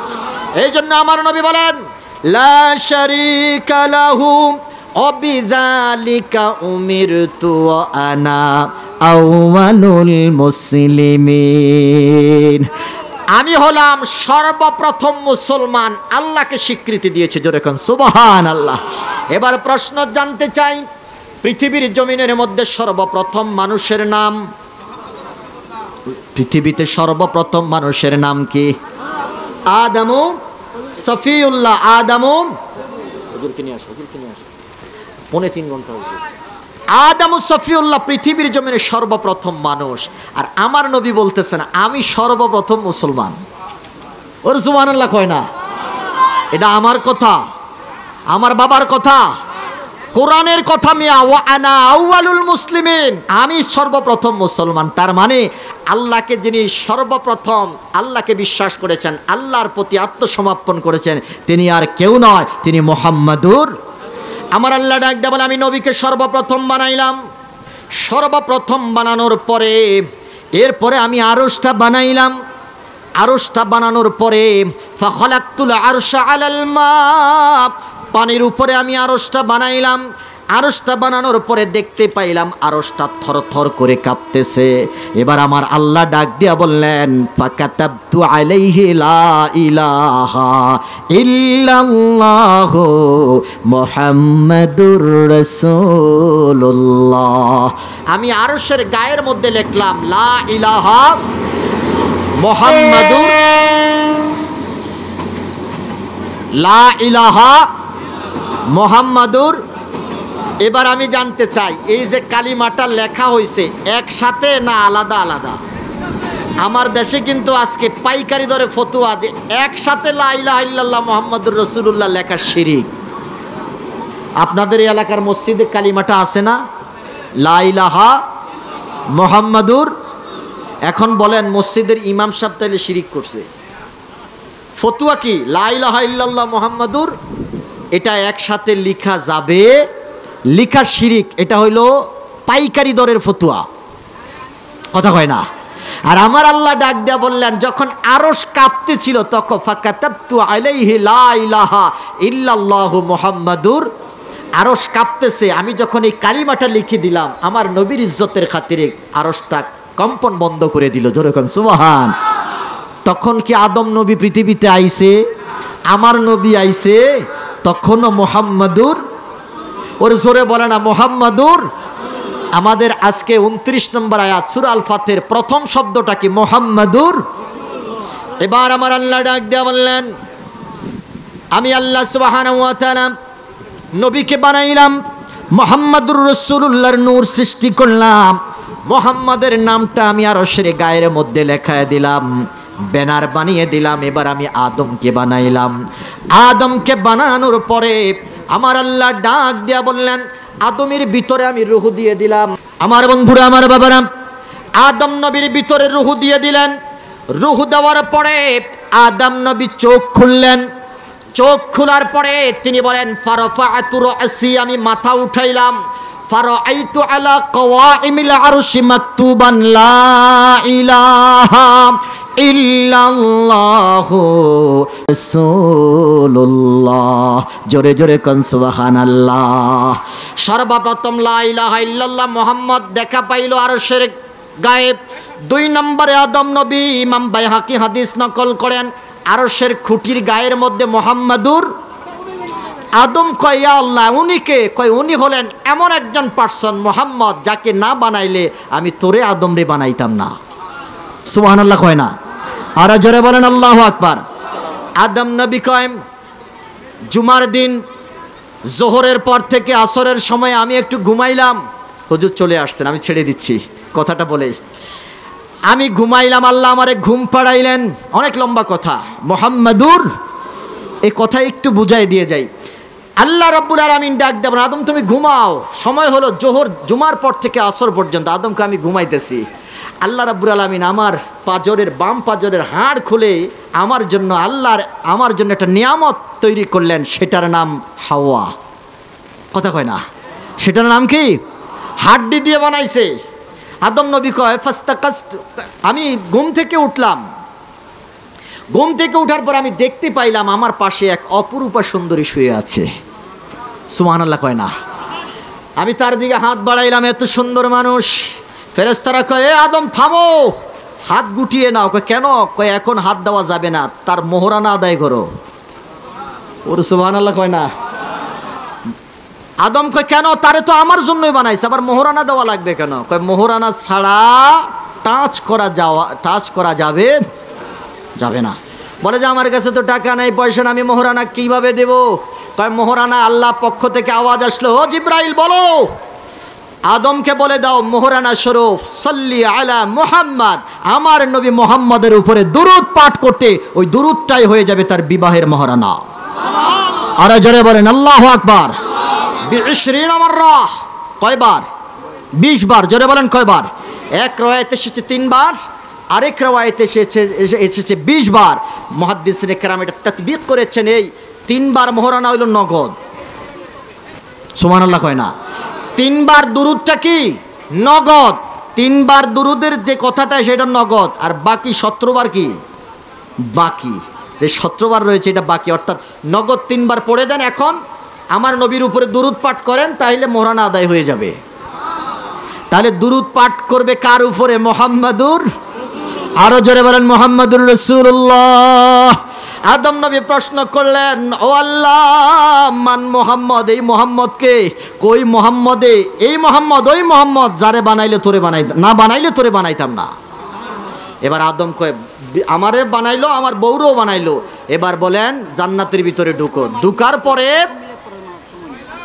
ঢুকার পরে ডাক দিয়া বলতেছেন যে আমি জান্নাতের বাগানের মধ্যে, জান্নাতে যখন আমারে ঢুকাইলো, ঢুকার পরে আমি দেখতে পাইলাম জান্নাতের প্রত্যেকটা দরজার মধ্যে লা ইলাহা ইল্লাল্লাহু মুহাম্মাদুর। আদম নবী কয় আল্লাহ এই মুহাম্মদকে কে? উনি সেই মুহাম্মদ। উমা জান্নাতের প্রত্যেকটা জানালার মধ্যে লেখা। আদম নবী কয় তাই শেষ নয়, জান্নাতের প্রত্যেকটা গাছের পাতার মধ্যে লেখা। ও আল্লাহ উনি কে? উনি সেই মুহাম্মদ, মুহাম্মাদুর। তিনি রসুল কখন থেকে? 40 বছরের পর থেকে। মিয়া সাহেব জন্মেরও আগে আমার নবী রসুল। জোরে কন্যা সুবহানাল্লাহ। 40 বছরের হিসাব করা যাবে না, কথা কন ঠিক কিনা? এবার পৃথিবীর জমিন থেকে নামলেন, জান্নাত থেকে নামিয়ে দিলেন, হিন্দুস্তানে নামিয়ে দিলেন, শ্রীলঙ্কার মধ্যে। আদম নবী এখানে আসলেন, আসার পরে তিনি ভয়ে কাঁপতেছেন। ফাস্তাওহাশা, তিনি থরথর করে কাঁপতেছেন। আল্লাহ রাব্বুল আলামিন ডাক দেয়া বলে জিব্রাইলকে, আমি বললাম যাও তাড়াতাড়ি। আদম নবী তো কাঁপতেছে, ভয় পাচ্ছে। পৃথিবীতে আর কোনো জনমানব, হিংস্র প্রাণী, চারদিকে গাছপালা, পাহাড় পর্বত, আদম নবী ভয় পাচ্ছে। এবার জিব্রাইলকে আমার আল্লাহ ডাক দেয়া বললেন যাও জমিনের মধ্যে গিয়ে আজান দাও, আজান দিলে পরে আদমের মনটা স্থির হয়ে যাবে। যেরকম সুবহানাল্লাহ। এবার হযরতে জিব্রাইল জমিনে এসে আজান দিচ্ছেন, আল্লাহু আকবার মাররাতাইন, আশহাদু আল্লাহ মাররাতাইন, আশহাদু আন্না মুহাম্মাদার রাসূলুল্লাহ মাররাতাইন। আল্লাহু আকবার বললেন 2 বার, আশহাদু আল্লাহ ইলাহা বললেন 2 বার, আশহাদু আন্না মুহাম্মাদার রাসূলুল্লাহ বললেন কয়বার? 2 বার। এবার আদম নবী ডাক দেয়া বলে ও জিব্রাইল, আগের কথাটাও বুঝলাম, 2 নাম্বারটাও বুঝলাম, 3 নাম্বারটা মুহাম্মাদুর রাসূলুল্লাহ, এটা আবার কোন মুহাম্মদ? সুবহানাল্লাহ। আমার আল্লাহর পক্ষ থেকে জিব্রাইল প্রশ্নের জবাব দিচ্ছেন, আদম ইনি হলেন সেই মুহাম্মদ, তোমার বংশধর থেকে সর্বশেষ যিনি পয়গাম্বর হবেন, যাকে না বানাইলে তুমি আদমকেও আল্লাহ বানাইতো না। সুবহানাল্লাহ কন্যা। মুহাম্মাদুর। কাঁদলেন কত বছর? 300 বছর কাঁদলেন। 300 বছর কাঁদার পরে এবার ডাক দেয়া বললেন, আল্লাহ যেই মোহাম্মদ নামটা আমি আরশের গায়ে দেখতে পেলাম, আরশের খুঁটির গায়ে দেখতে পেলাম, জান্নাতের দরজায়, জান্নাতের জানালায়, জান্নাতের পত্র বল্লবের মধ্যে দেখতে পাইলাম, যেই নবীর মোহাম্মদের দুরুদ পড়ার পরে আমার বিবাহের মহরানা হলো, যার কারণে আজান শুনে আমার মনটা স্থির হলো। আল্লাহ, আল্লাহুম্মা আসআলুকা বিহাক্কি মুহাম্মাদিন, ওই মোহাম্মদ নামের উসিলা ধরে তোমার কাছে ক্ষমা চাচ্ছি। আল্লাহ, ওই মোহাম্মদের উসিলায় তুমি আমাকে মাফ করে দাও। আল্লাহ কয়, রে আদম, এমন একটা নামের উসিলা ধরছো যেই নামের কারণে ইজ্জতের খাতিরে আমি আল্লাহ তোর তওবা কবুল করে নিলাম। মোহাম্মদুর, আল্লাহ কবুল করে, জোরে বলেন আমিন। কষ্ট দিয়েছি অনেকক্ষণ, মাফ করে দিবেন। আল্লাহ আমাদের প্রত্যেককে নবীর শান, নবীর ইজ্জত, নবীর ইশক বুঝার জন্য তৌফিক দান করেন, জোরে বলেন আমিন। ওয়া আখিরি দাওয়ানা আলহামদুলিল্লাহি রাব্বিল আলামিন। আসসালামু আলাইকুম ওয়া রাহমাতুল্লাহি ওয়া বারাকাতুহু।